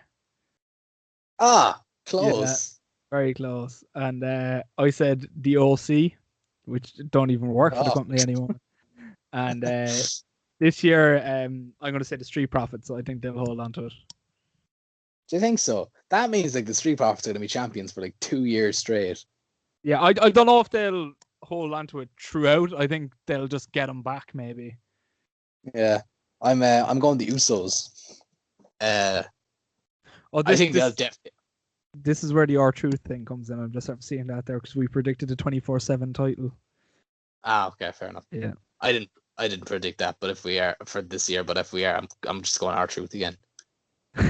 So you said R-Truth, but you said it'd be his 100th reign, which it's not. I clearly had fun with this. I said Ricky the Dragon Steamboat. Where was your mind at when you came up with that? I don't know. It's just someone stupid. So this year I'm going to stick to it, and I'm going to go to Hurricane. Okay, why not? And you're going to go R-Truth again. Yeah. This time I'm confident for the 100th reign. So the SmackDown Women's. You last year said Mandy Rose. Okay. And I said Ronda. Right. Yeah, because of the Fox deal. Yeah, and this year I'm going to say Bianca Belair. Yeah, I've seen Bianca Belair as well. Really? Okay. Yeah, makes sense. Yeah. NXT champion, you said Keith Lee last year. I said, yeah, and I said Tommaso Ciampa. Right. And this year I'm going Karrion Kross. I'm also going Karrion Kross. Yeah. The UK champion. Last year we both said Jordan Devlin. Ew. Yeah, and this year I'm going Ilya Dragunov. I don't know. I'm going Rampage Brown. Okay, fair enough. Yeah. Interesting. The IWGP Heavyweight title. Last year you said Ibushi, and I said Tanahashi. Right. This year I'm saying Jay White. I'm going Kenny Omega. Very interesting. The Ring of Honor World title. You said You said it would be vacant because they would go into or they'd go into liquidation. And I said Jacques Rougeau because I said he'll feud with PCO. We're not even going to predict this because God knows where they're going to be. AEW World Title, we both said MJF. Okay. This year I'm going Hangman Page. So am I. Yeah. AEW Women's, you said Brandy Rhodes. I said Bea Priestley, who's the second person who doesn't work for the company that I predicted. This year I'm going Britt Baker. I'm also going Britt Baker. Yeah. The AEW tag, which is our last one. You said Jurassic Express. I said Private Party. Right. This year I'm going the Acclaimed. I'm going. Are they the rapping guys? Yeah. Yeah. Why? I don't know. I think they just seem very high on them, and they are good in the ring. They just need to stop rapping. Yeah. I'm going Private Party. I'm taking your pick from last year. Yeah. I could see it. So yeah, there you go. That's our predictions for for this year. Thanks for listening. Yeah. We'll be sure to review these now next year and get back and see where our shenanigans end up. Yeah, hopefully we can only pray that this year is less eventful than the year that we just had. Yeah, or at least eventful in a good way. Mm. So thanks for listening.